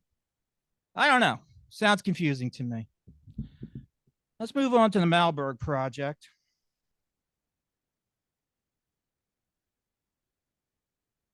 Where are we here? Talking about 13.6, the question is, how do you know how many square feet? You're voting on something. Is it 600 square feet? Is it 800 square feet? Is it 1,000 square feet? You don't even know what you're voting on, but you're approving it. You need 87 classrooms to do the rest of the 1,300 people. So how many classrooms is it that you're doing at Malberg? And you've already cotton picked or found, let's see here, different places for this, as you put together this pre-K thing. 15 students at Clockwise Learning Center, 45 at Discovery Center, 30 at Family Matters Childcare. Just a hodgepodge of just put together. And where's this one out of? Mosaic is out of Oakland. We're sending kids to Oakland for pre-K. You should be investing in safety and security. What about the vestibule here you need for the students that enter on the Just left short, side? can you Yes. stick with the item that you're speaking on? You're speaking on 13.6. If you could just say to that topic, please. What I'm saying is you should invest it in safety and security. Things like the vestibule that you're going to need here because you're putting one Mr. in front. Short, the item is about a resolution for a waiver on a facility. Right. So that's not an investment. It's not a budget issue. But it's money, right? You're spending money, right? No, we're not. You're not. Okay, thank you. Okay, we come back to the line. I don't see any hands raised online. And I come back to the room. If there's anyone who'd like to speak, please approach the podium.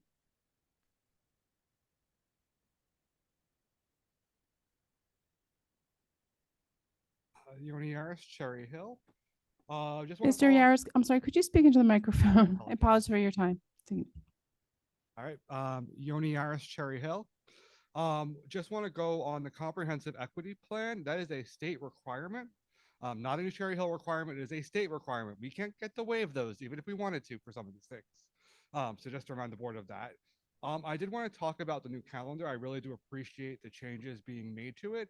One was it was posted as a publisher file, and usually we do PDF files to make it more accessible and to follow with having all things like that. I know things have been crazy. I do want to note that perhaps for cost savings, could we make January 2nd and 3rd additional student day and staff days off so that we're not opening the building for 2 days and then closing it for a 3-day weekend to potentially save on costs and winter things so we can really keep the building shut down and potentially allow for some projects to get done for that lovely bond that keeps coming up. And then we just stack them at the end of June or figure out somewhere else to put them just because it's weird to come back for 2 days and then be off again for a 3-day weekend. And I think that covers it. Thanks. Thank you. We go back to the line. There are no hands raised online, and we come back to the room. If anyone would like to speak in the room during this first public comment period, please approach the podium. Please state your full name, your municipality, and the item you're speaking on. Hi, my name's Danielle Painter. I'm here to talk about policy 16.1. I'm here today to talk to you to encourage you to change the HIB policy. By definition, and sorry, Mrs. Painter, those are just approval of decisions on HIB, specific HIB matters. So it's not about a policy at this time. If you could please come back during our second public comment period, that's the opportunity. Thank you. Thank you. Okay, we go back to the line. There are currently, don't see any hands raised online. We come back to the room. If anyone would like to speak in this first public comment period, please approach the podium. Okay, there's no one at the podium. There's nobody online. I'm going to close first public comment. And we now move on to acting superintendent's comments. Thank you very much, Ms. Stern. So I would be remiss if I didn't reiterate my thank yous to everyone for their efforts around advocating for the district as it relates to the budget cuts that we've sustained this year. There have been several opportunities to speak to our legislators at the state level. We've had representation and voice at the Senate Education Committee hearings, at the Assembly Budget Committee hearings, and today at the Senate Budget and Appropriations Committee hearings as well. There have been social media posts, telephone calls going out. Thank you so much to everyone within our community who has taken part in this effort and letting the voices of Cherry Hill be heard. Special thank you to our zone PTA for their incredible advocacy and involvement. Thank you to our Board of Education for your advocacy and involvement as well. It was awesome to see everyone at Trenton standing united with members of this community, arm in arm. Thank you to the Cherry Hill Education Association, Mr. Steve Redfern and the team there. Our educational administrators of Cherry Hill have been actively involved as well. So thank you. Thank you to the entire community for standing as a united community. It's been awesome to see. And I mean, it's been stated so many times today, but I got to tell you, I just admire the confidence and the courage of our children to stand before individuals in some intimidating spaces and to vocalize and articulate themselves beautifully, their own thoughts and their own understandings of where we are as a district. So extra special thank you to Jack, to Matt, to Colin, to Gia, who isn't here, and to Crystal as well. Phenomenal. And thank you to all the students who made the trip up there as well. We had more than two dozen students join us and go on that trip. As we walked into the Assembly chamber, it was amazing to see how Cherry Hill flooded the space and filled the area. And that was a message that was sent loud and clear. So thank you to everyone. Extra special thank you to Ms. Sugars, the administrative team as well, who worked together to find the least impactful way for us to put together a budget that made sense. And watching Ms. Sugars work has been outstanding. We did mention that there were positions that were needed to be cut, but we were able to find positions that are currently unfilled. So we are able to minimize the impact on individuals who currently exist and who currently impact our children. So it's just wonderful to be a part of that process and to see the team work. I encourage everyone, please keep up your advocacy. It's making a difference. It's important that we keep going through to the finish line. I wanted to mention a few things about preschool registration. So we had 526 families registered over a period of 2 weeks for preschool registration. We opened up applications for our next round of spots that will open up in September. And I want to say thank you to the team for all of your work in processing that amount of applications in such a short period of time. That's a lot of families and a lot of kids to work with. So it doesn't happen by accident. It happens because of coordinated effort. So thank you very much to to Dr. Mahan and everyone who's supporting our efforts around preschool.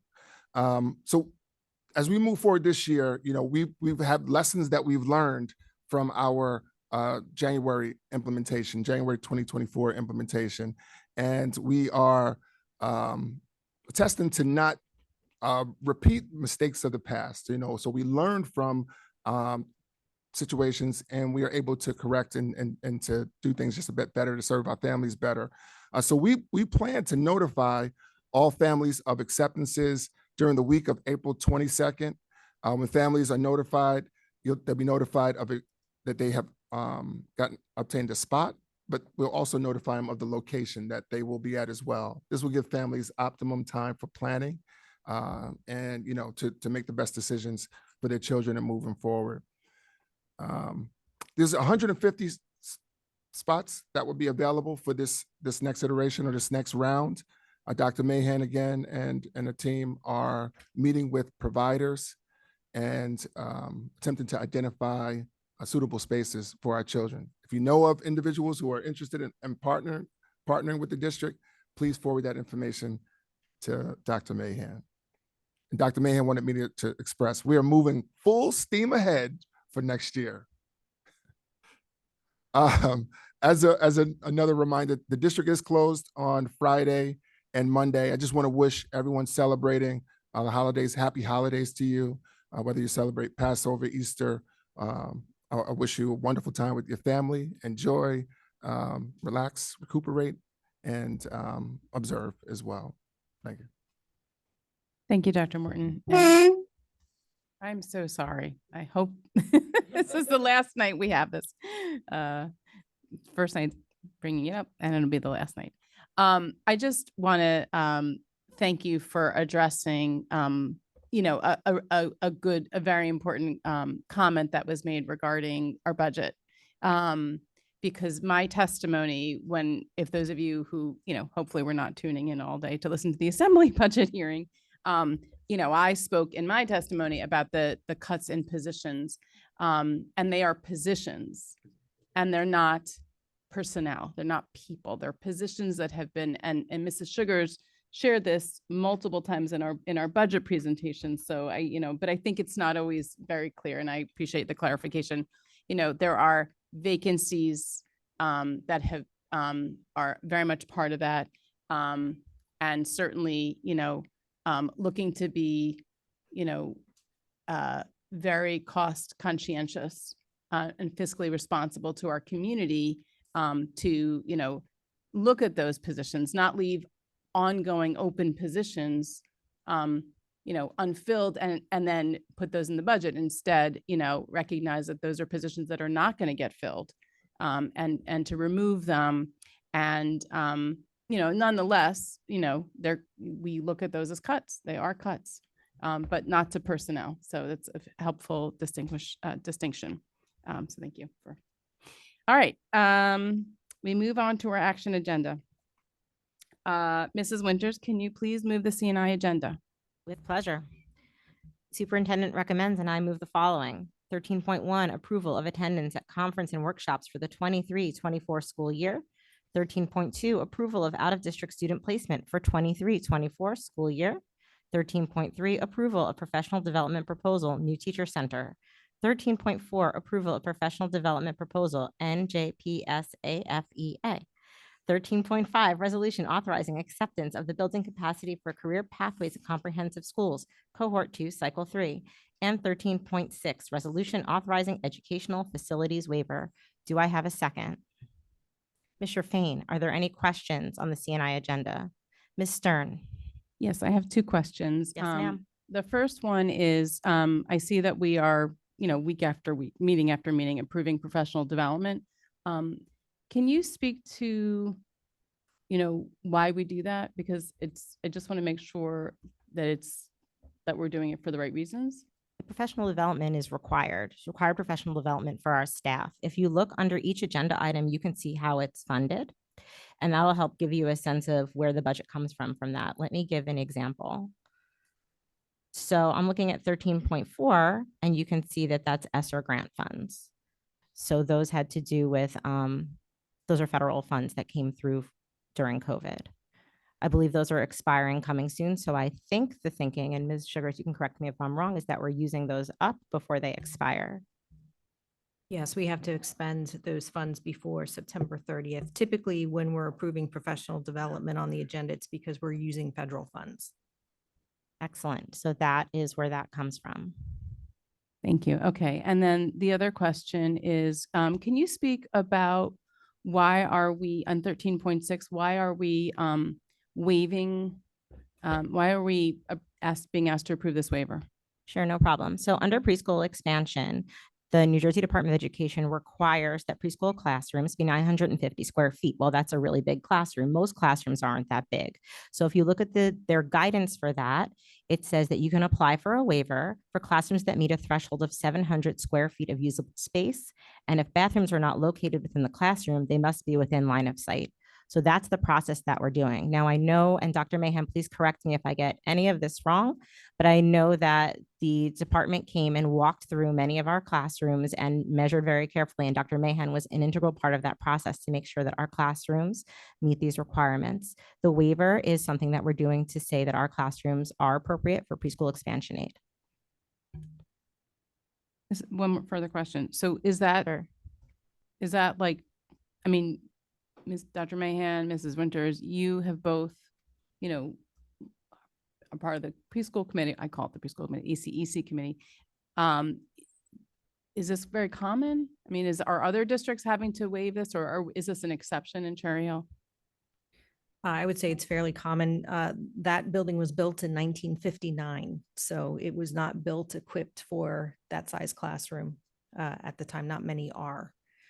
So yes, I would say it's a fairly common procedure to request the waiver. Now, when we build the additions, they will meet those requirements because they're additions. But for now, since we're utilizing those spaces, we have to apply for the waiver. Thank you. That's helpful. Appreciate that. I just wanted to add too that part of the waiver is the bathrooms being in line of sight, which they currently are. But once the preschool rod grant construction is over, then we'll be adding classrooms, adding bathrooms to the preschool classrooms that are currently at Malberg, which I think is really going to be a benefit for preschoolers. If you've ever tried to take a flock of preschoolers to the bathroom, it's quite an experience. And it also takes a lot of time out of their day, you know, having teachers supervise them to go to the bathroom at a certain time. So I think it's really going to be a benefit to those students. And I want to thank Ms. Sugars for when she put together the preschool rod grant applications for including that, because I really think it's going to be a help to our preschoolers and their teachers. Do any other board members have questions about anything on the CNI agenda? Now is your moment. I try to prepare well for these questions, or as well as I possibly can, knowing that the experts in the room will always back me up if I stumble. All right. Seeing no more questions, Ms. Sugars, can you please call the vote on the CNI agenda? Board members, you may cast your votes. Hopefully everybody has access and is in.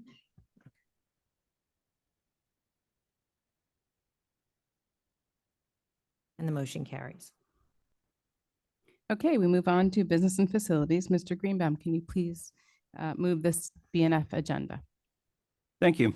The superintendent recommends, and I move the following.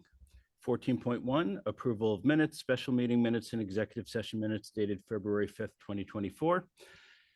14.2, approval of minutes, board work session, and special action meeting minutes and executive session minutes dated February 13th, 2024. 14.3, approval of minutes, regular meeting minutes and executive session minutes dated February 27th, 2024. 14.4, financial reports. 14.5, resolution for the award of bids. 14.6, resolution authorizing competitive contracting for the procurement of professional development services. 14.7, resolution for the award of transportation. And 14.8, acceptance of donations. Do I have a second? Mrs. Winters, any questions? Okay, seeing none. Ms. Sugars, please open the vote. Board members, you may cast your votes. Mrs. Sugars, I will be abstaining from 14.1, 14.2, and 14.3.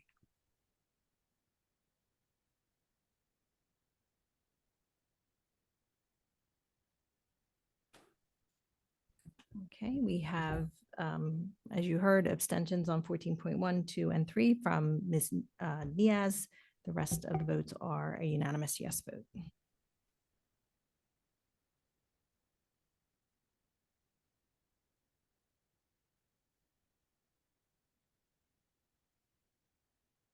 Thank you.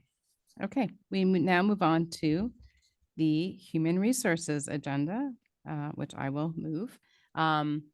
The acting superintendent recommends, and I move the following: 15.1, termination of employment certificated; 15.2, termination of employment non-certificated; 15.3, appointments certificated; 15.4, appointments non-certificated; 15.5, assignment salary change non-certificated; 15.6, leaves of absence certificated; 15.7, leaves of absence non-certificated; 15.8, approval of a new job description; 15.9, other compensation certificated. Do I have a second? Mr. Greenbaum, are there any questions?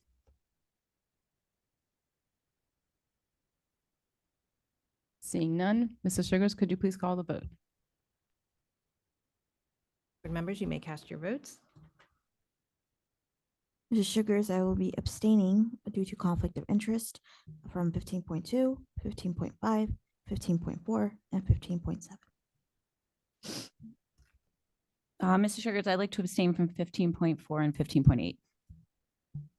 I'd like to abstain from 15.4.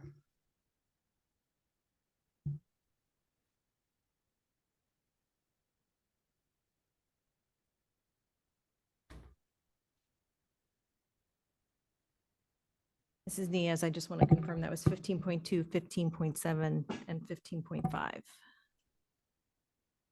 And 15.4. And 15.4.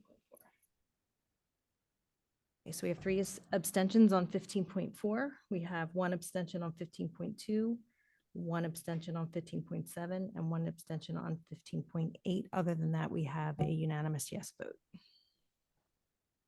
Okay. And before we move on to the next item, I just want to bring to the attention that tonight we voted on a person who will be taking over as the Lewis administrative assistant to our superintendent, currently acting superintendent. Hopefully by that time, we will be a superintendent position starting in May. And that is the person who will be taking the position of a retiring Janet Cohen, who's been with the district a long time. And I want to congratulate the current zone PTA president, Kristen Viglietta, for the position. It almost feels like a repeat of Mrs. Cohen, who was, and I don't know if she was zone president, but I know she was heavily involved in PTA. I think a little bit of a similar trajectory to your involvement. And I think, someone who's so committed to our schools, so hardworking. I know that I'm very grateful to the fact that you want to further engage in direct involvement in our school district. So thank you and congratulations. Okay.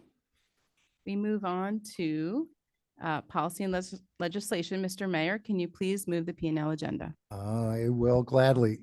Before moving the full agenda, though, I'd like to ask unanimous consent to table item 16.4, which would be the approval of the 24-25 calendar. And just for further discussion, no date on that, but we would anticipate bringing it back 2 weeks from today, just to make sure we're on the same page on the days that are off, and we'll take it back to the LMC as well. So is there unanimous consent to table?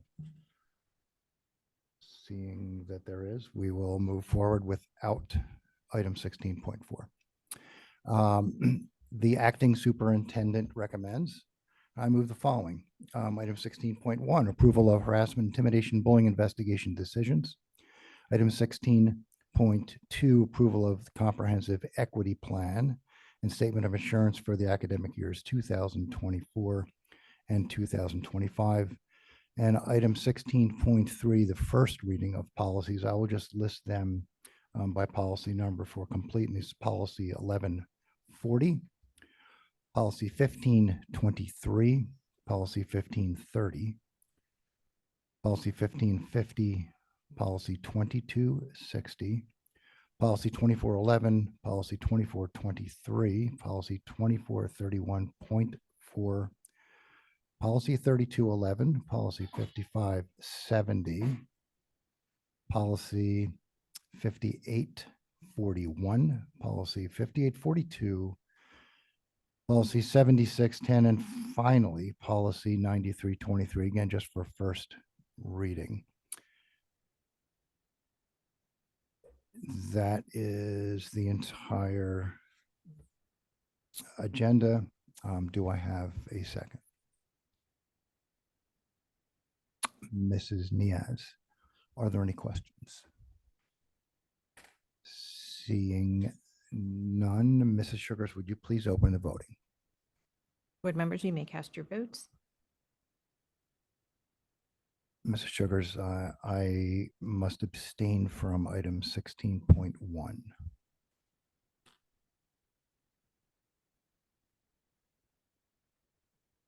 Other than Mr. Mayor's abstention on item 16.1, we have a unanimous yes vote. Thank you. And now we have strategic planning, and there are no items to vote on for strategic planning or to move. So we now go to new business. Is there any new business to discuss this evening?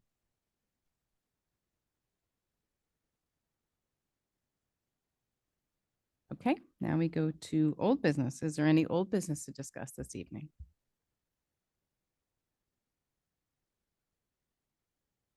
Okay, none of the above. We now move on to our second public comment period. This is our second public comment, which is an opportunity to speak on any school-related item. If you would like to speak or topic, if you would like to speak now, please clearly state your name, your municipality. We will alternate between speakers who are here in the room and those who are online. Each speaker will be given a maximum of 3 minutes to speak. The timer on the screen will indicate the amount of time you have remaining.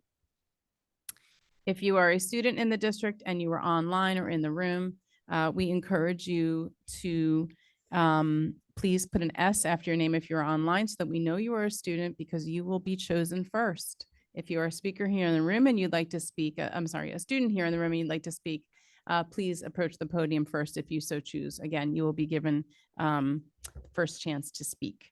Public comment is an opportunity for members of the community to comment on matters relevant to the operations of Cherry Hill Public School District or within the authority of the Cherry Hill Board of Education. The board welcomes diverse opinions on relevant matters.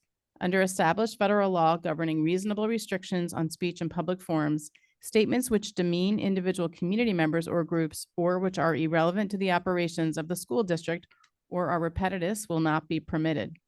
Community members who would like to present information not relevant to the school district are always welcome to communicate directly to the acting superintendent, board president, and all board members via email or other alternative means. And we will begin in the room. If anyone would like to speak, please approach the podium. And we ask you to state your name, your municipality. Sure. Good evening, Candy Cummings, Cherry Hill. Pardon me. On behalf of the Zone PTA, I would like to thank all of the students from high schools East and West who answered our call to action, showing their support and magnifying our presence at the State Budget Committee hearings in Trenton this last Wednesday, as we expressed our extreme dissatisfaction with the $6.9 million cut to our district's funding.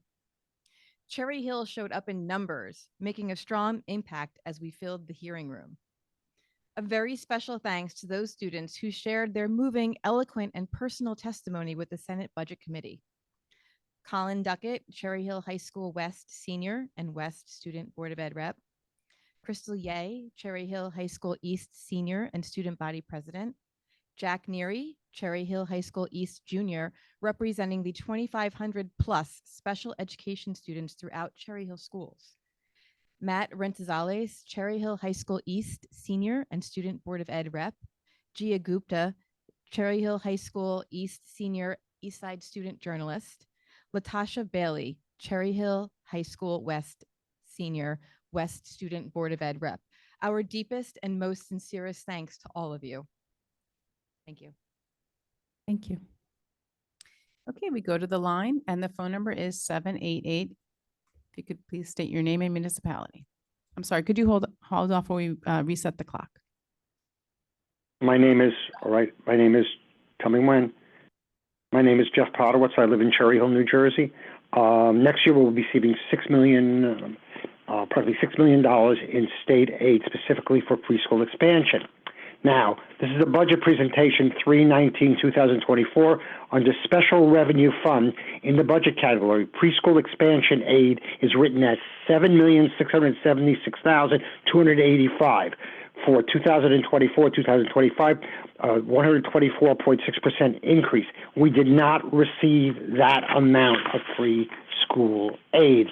It was a misprint or mistake. We only received 6.1 million, and the other 1.5 million represents a transfer of funds from our regular budget and SFRA funding formula to preschool expansion, and that to cover the children with disabilities in preschool. That's what it was for. So can you please make that correction? The state did not provide us with $7.6 million in preschool expansion. They only provided us with 6.1 approximately. Please make that correction. And if you can't make that correction, explain why that number 7.6 million is valid. Under SFA funding formula, for years the state has not provided us with the proper calculated funding to our school district by that formula to allow all students, especially for students with disabilities and students that are at risk.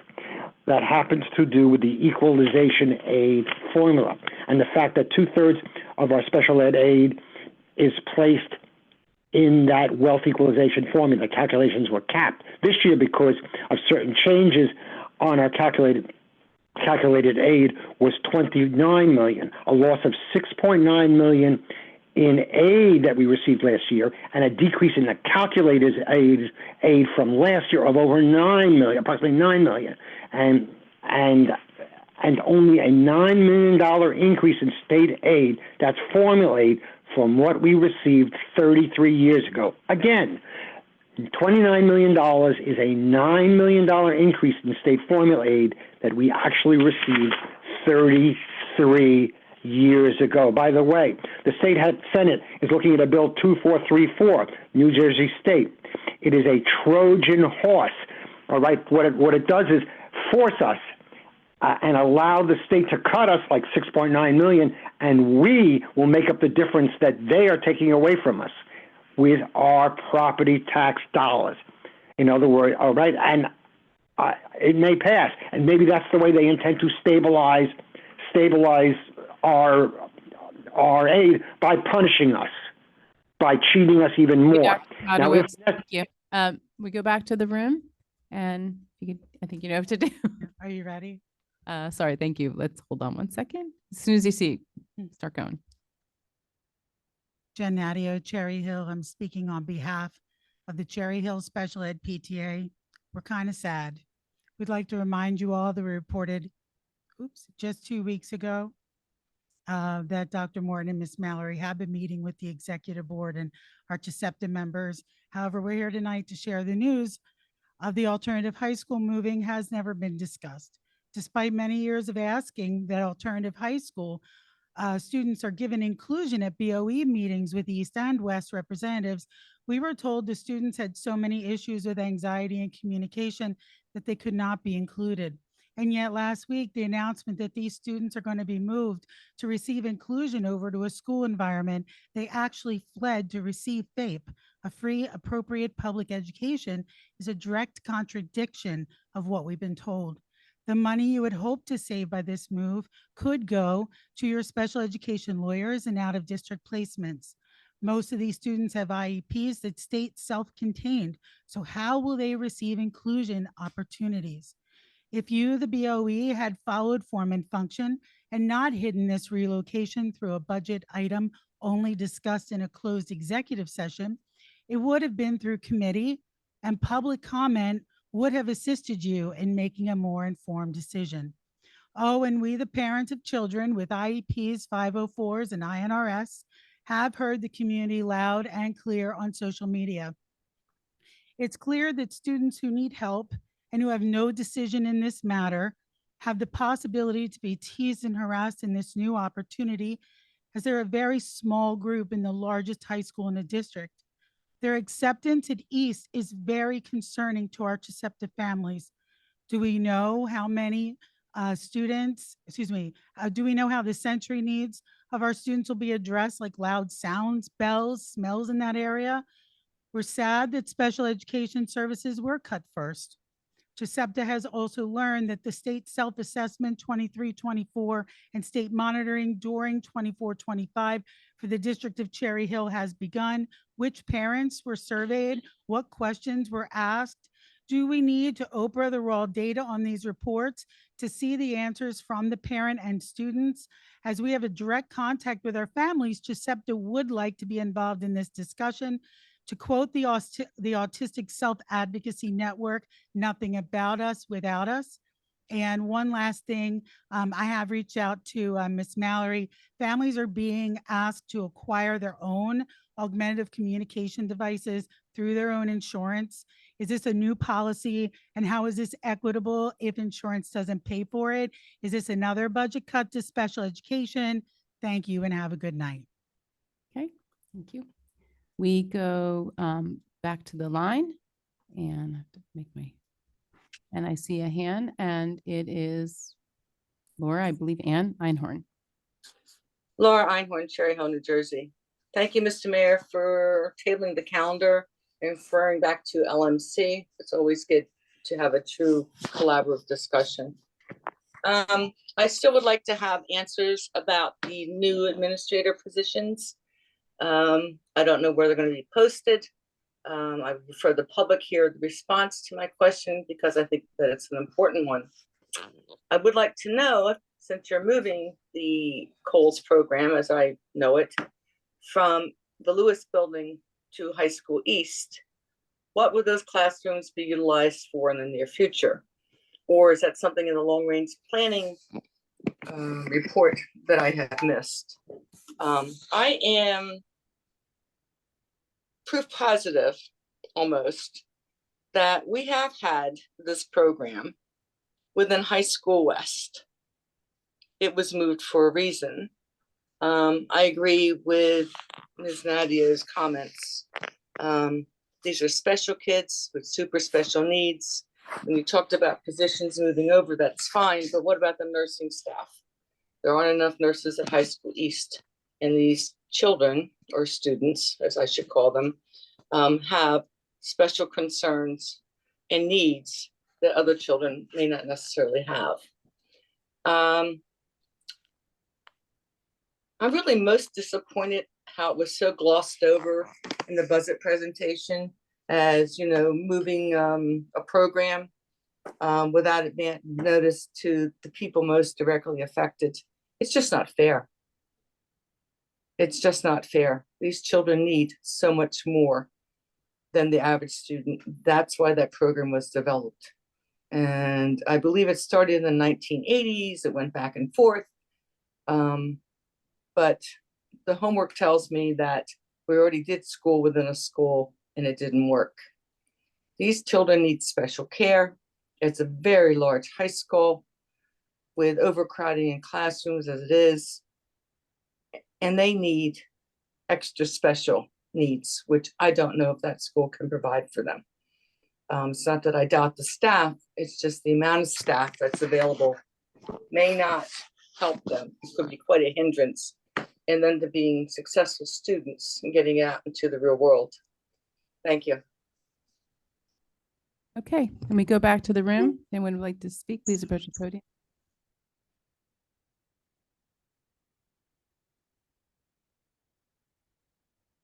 Kim Friedel, Cherry Hill. I'm here to speak on the relocation of Alternative High School.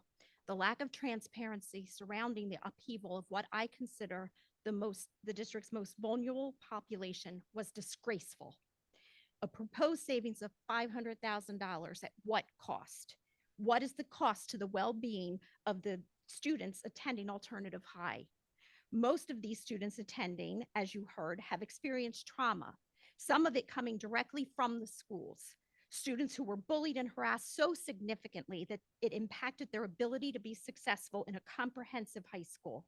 Sending some of these students back to the place they fled will have significant impact on their learning. Who is going to protect them?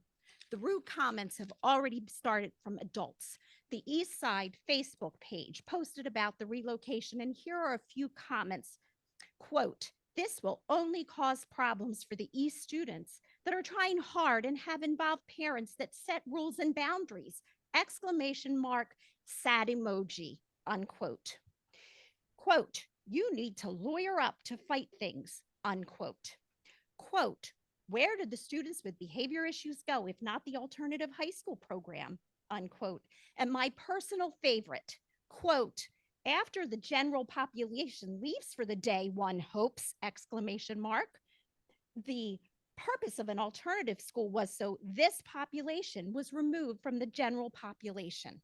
I won't name names, but you can go check it out on the Facebook page.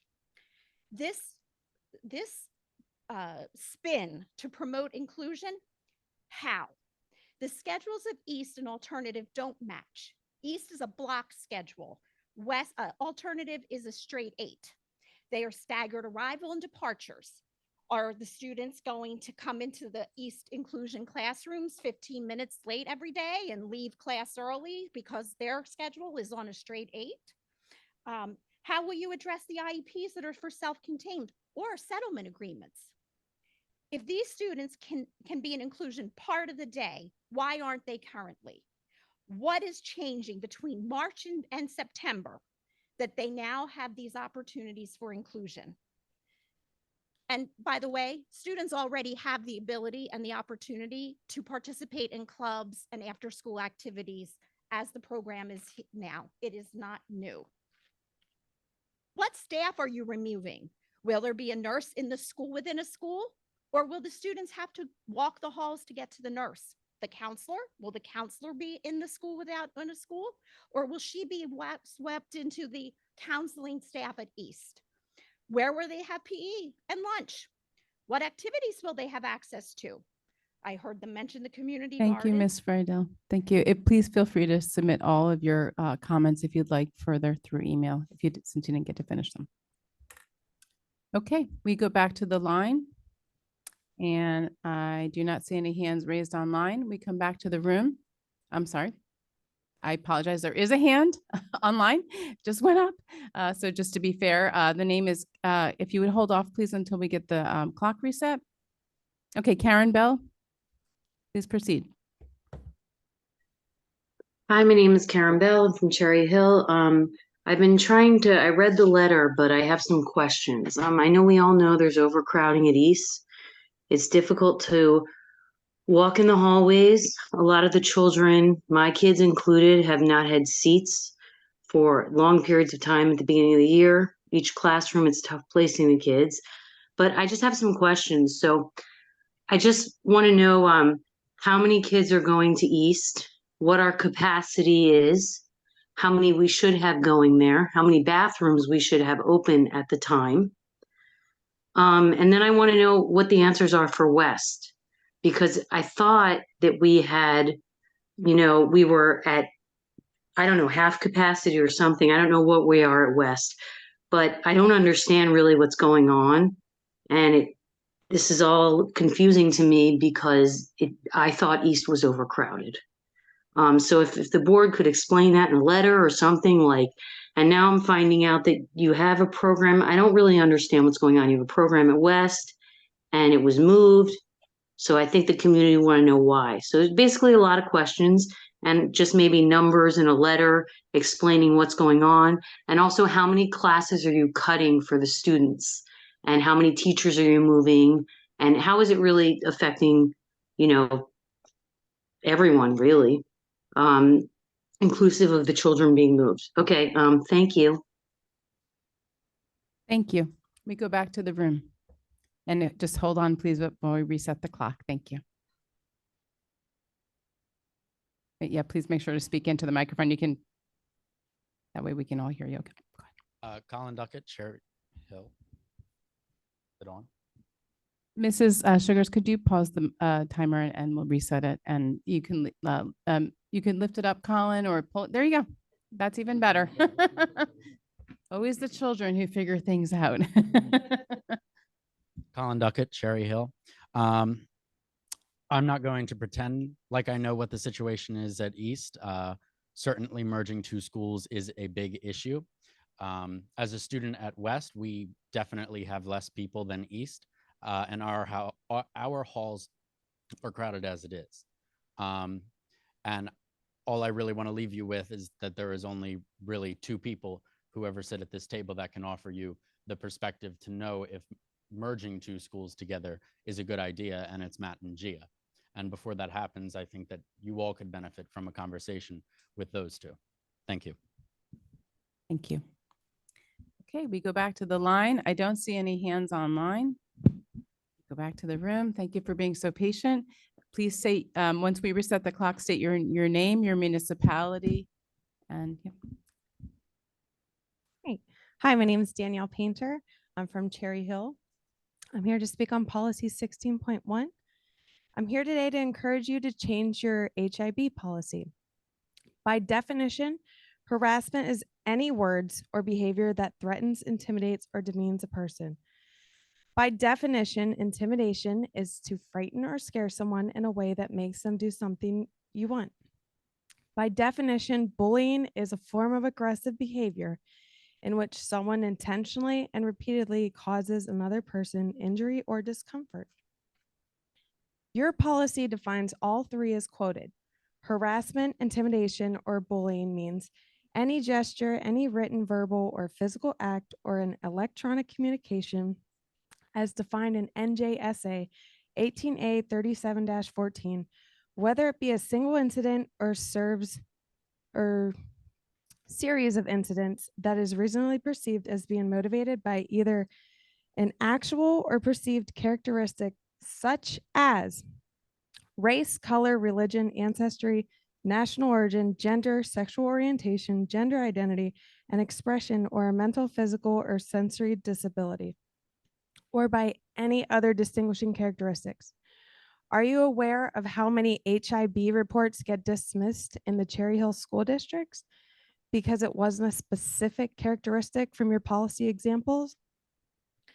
There are plenty of other words that can be demeaning, intimidating, and intentional that can make someone uncomfortable. If an HIB report meets the other 5 listed requirements in the HIB policy 5512, page 3 of 29, and states verbal or physical forms of any kind of harassment, intimidation, or bullying, it should be taken serious. Every moment at school is a learning opportunity for a child. If a child goes untaught on any situation, especially behavior related, that falls on the staff, schools, and district for failing these children. You have to live with knowing you did nothing to be the change for the next generation. I ask you to take the time to truly consider an HIB case based off the true definition of HIB. Thank you. Thank you. We go back to the line, and I do not see any hands online. So we come back to the room. If anyone would like to speak, please approach the podium.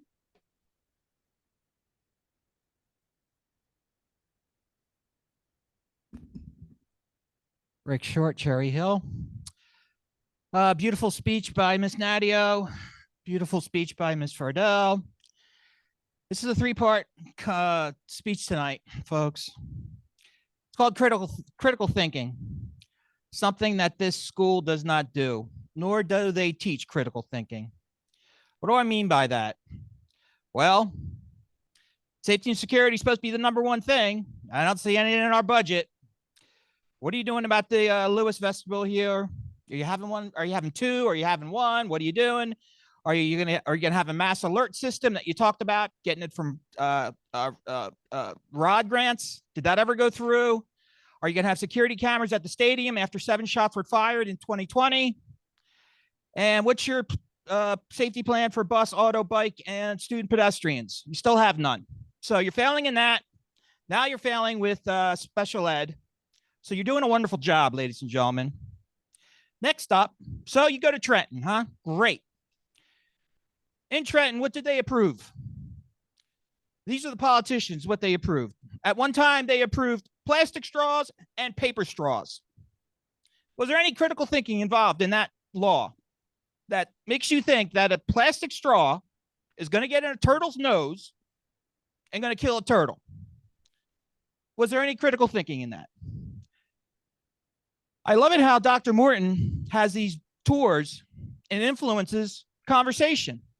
Because when I did fair funding back in the day, we didn't really have any students. Now, all of a sudden, miraculously, under the Morton's speech, we now have activism.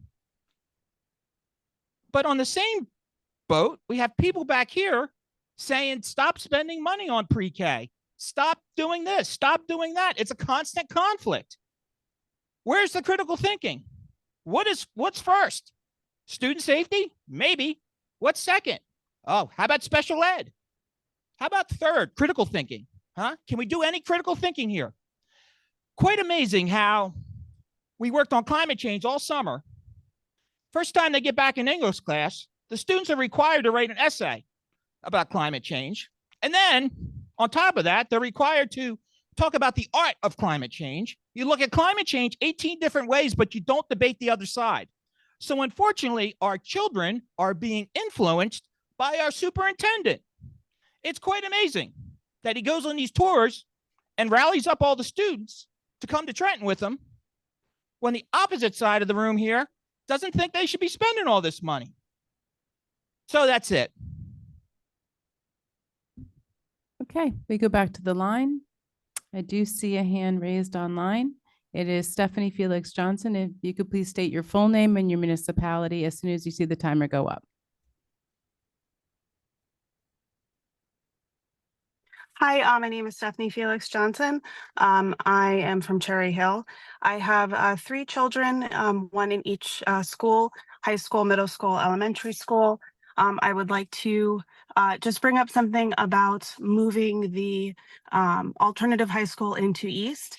I think that the proposition for losing the opportunity for lunch and learn will greatly affect the majority of students, including my child, especially the students who have sports after school, who don't get home until 6 o'clock at night, who use that time as an opportunity to seek out extra help, to decompress, to use that time as a study hall.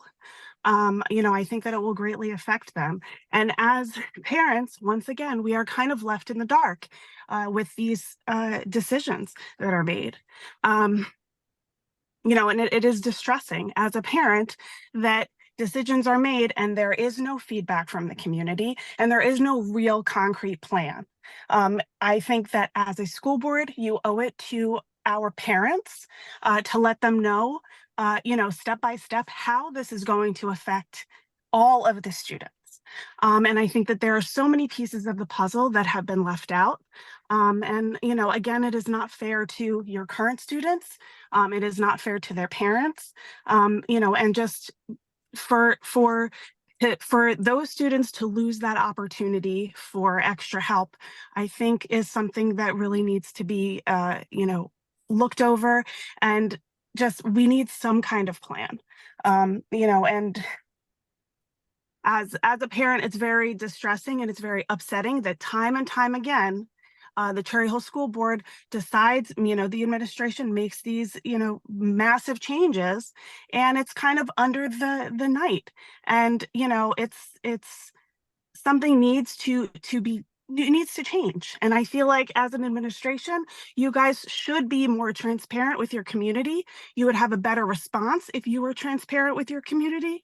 And us as parents and community members would greatly appreciate it. But again, going back to the lunch and learn, because that was my main concern, we should not get rid of lunch and learn. It is very important for so many students and their academic reassessment, learning, everything. Thank you. I want to correct the record at this moment, as I did in our last meeting. I think it's really important with full transparency that we make sure that accurate information is out there. Dr. Morton will speak further about this. I want to be very clear. There is no change to the lunch and learn part of the day for the students. That's schedule. That is absolutely not true. And Dr. Morton can speak further about that. So unfortunately, it's just incorrect information that's out there. And we come back to the room. If you could please state your full name and your municipality as soon as you see the timer. Jim Neary, Cherry Hill. This Moving Coals program is huge. There are many parents, especially us parents of special needs students. We've been advocating for a long time, and we're all very, very, very tired. We ask you guys time and time again for transparency, and we felt like things were getting so much better. Many of us do feel like it was a slap in the face to wake up the morning after we were marching on Trenton with you by your side, banging your drum. It felt like a slap in the face of something like this would be announced. And in the way it was announced, maybe that wasn't your intention, but it was announced in a way that it made it sound like it was because of the budget. And again, to hear the presentation, this sounds great. I want to go to the alternative high school at East. I mean, that sounded wonderful to me, the way that you're planning it. So I know on the behalf of every special needs family in Cherry Hill, please get it right. Take the time, talk to the families involved, fight the battle of public perception. Already, I've stayed up. Mr. Mayor was speaking about sleepless nights. I've had sleepless nights. I'm reading parents' comments about what they think of these students. These students aren't criminals. They're not coming to East to interrupt your child's education. These are children like my son, like my 4 children. They're already in your high school. They're not going to take away your programs. They just want their own education. And by the sounds of it, they're going to have it in a separate area.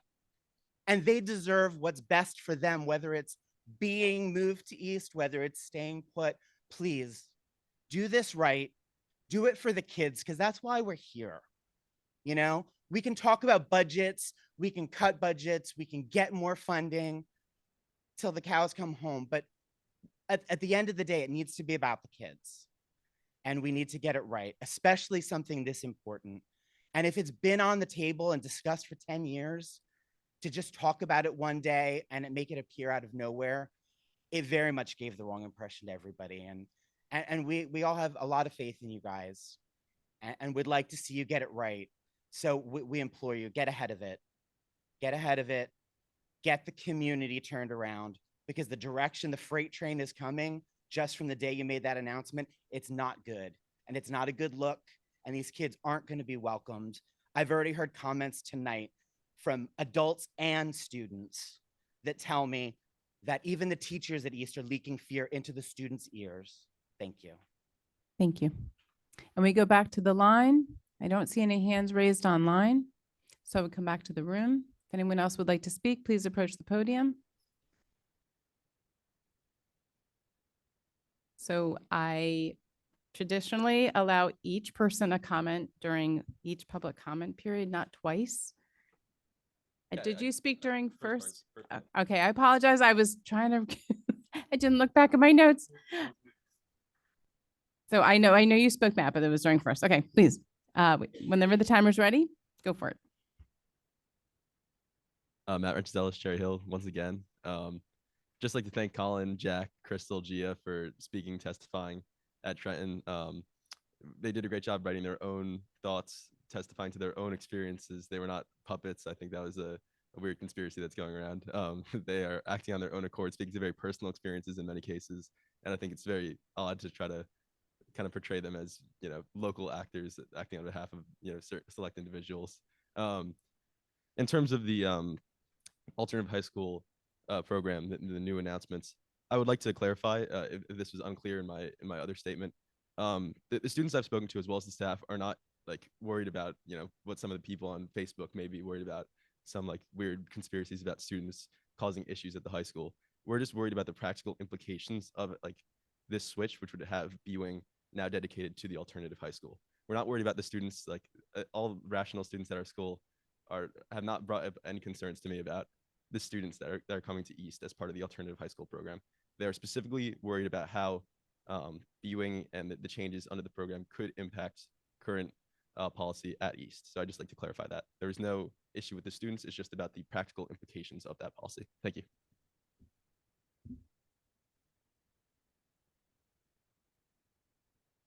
Okay, I look online. I don't see any hands online. I look back in the room. If anyone would like to speak, please approach the podium.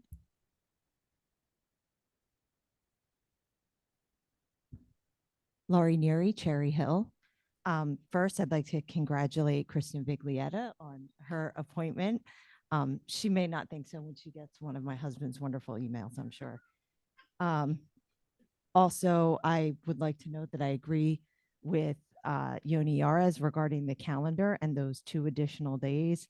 I can imagine attendance will be very, very low on those 2 days, especially given 3 Kings Day on the 6th. So thank you for tabling that, Mr. Mayor, to take a second look.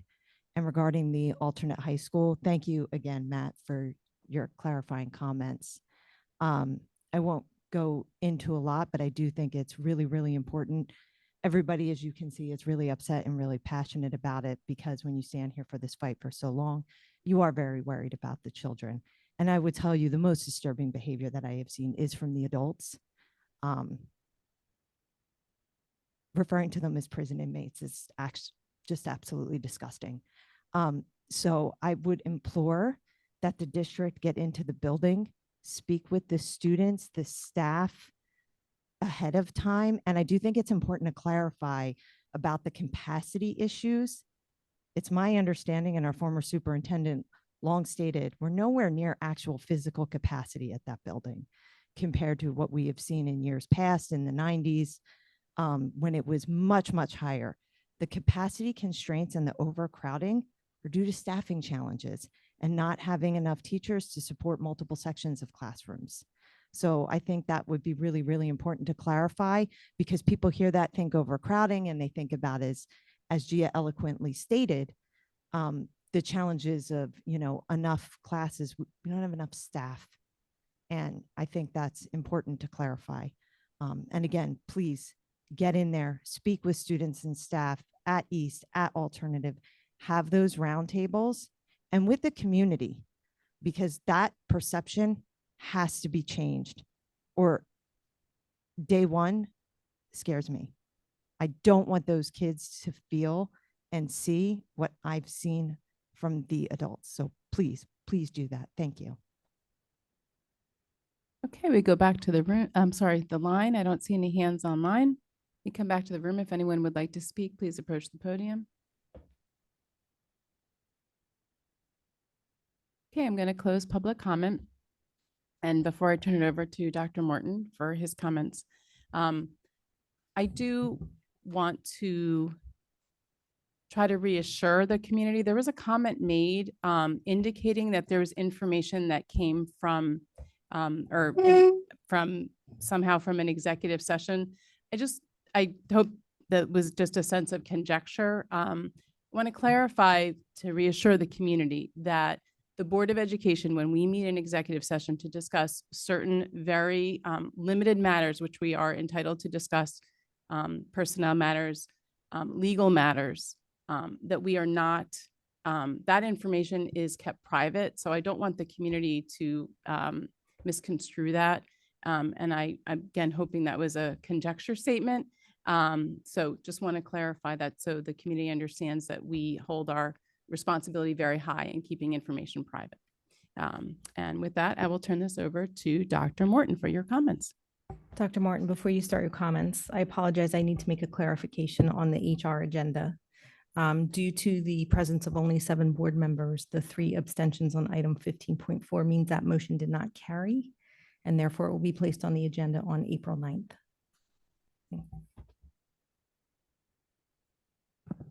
Well, thank you, Ms. Sugars, and thank you very much for the opportunity to speak, Ms. Stern. So thank you to everyone as well for your comments tonight, for your feedback, for your perspectives. We definitely appreciate hearing from everyone. So for us, we aren't seeking to diminish any of the supports and the program that currently exists for the alternative high school. As you heard from Ms. Giordano and heard from Ms. Mallory as well, that program is successful because of the students and the combination of staff members that are present within that program. For those who have had an opportunity to visit the alternative high school within the last several years, you'll know that that is one of the shining stars of all programs that we have within this district. If you've been within this facility, the administrative building during the day, you'd never even know that the children are even in the building here because of the way that they conduct themselves, because of the systems that have been built, because of the supports that have been put in place, because of the leadership that Ms. Giordano has displayed, and because of the expertise that are, and the tender loving care that the teachers provide. We're not gonna pull the carpet out or pull the rug out from the students. So the expectation is that those supports will go forward with the children to High School East. And one of the things that I, in talking to Ms. Giordano about, Ms. Giordano's perspective is one that I totally agree with. They will add value to the High School East building. Guaranteed they will, that program, that staff, her leadership will absolutely add value to that building. Without question. So there's a timeline for communication. There's a timeline for the dissemination of information. We seek to be transparent. We seek to have the information out there. We seek to engage in the discussions, but it's an appropriate time when those conversations take place. So, if individuals feel that information was withheld, I'm sorry that you feel that way. That's not our approach. That's not our intention. We seek to have conversations with everyone, and we will engage in the conversations with everyone and moving forward. I absolutely agree that it needs to be done right, and it needs to be done well.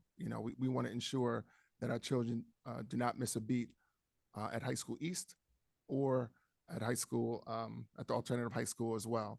Just an understanding, having served as a principal in the district for many years, children do mainstream back and within the buildings as well, where appropriate.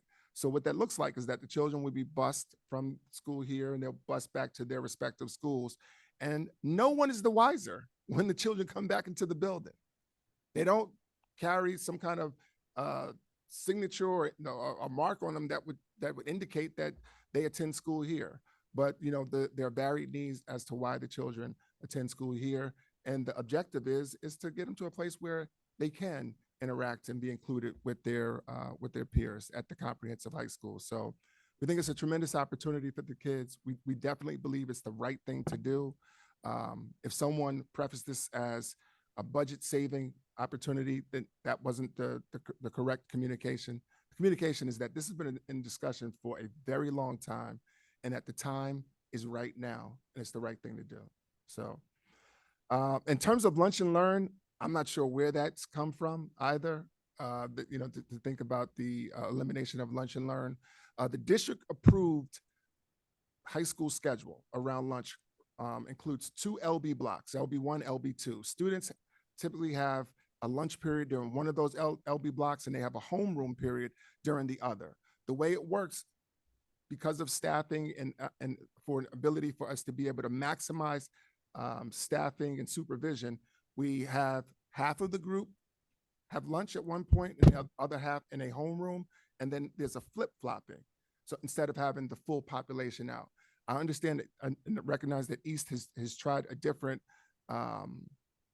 approach to lunch this year, and allowing students to make choices about where they might go and where they would choose to spend their homeroom portion. We don't have any intentions of removing that student autonomy away from them, but we definitely, as we move forward, want to ensure that there's adequate supervision and there's things line up appropriately. So, in reference to the 2 positions that exist, obviously fiscal responsibility is something that we all take to heart, and it's very important for us.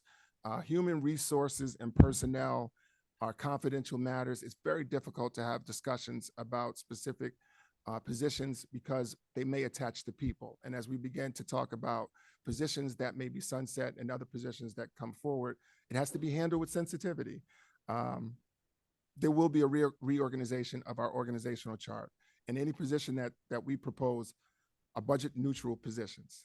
So in lieu of having one, we identify another position. For those who have reached out to me over the last week, I've said that to you via email. Again, I'm willing to have the conversations. feel free to reach out, and we definitely can talk about it. And I'll share as much as I'm able to, as much as I'm able to share. I think that is it. Thank you. Thank you for the detail and sharing and responding to some of the concerns. It's really helpful. And I'm sure many, many, many more conversations to be had, as well as specifically with student voice. It's always a big focus. So, I want to specifically speak to the student representatives from our both comprehensive high schools to let you both know that, that's a very important piece and will continue to be.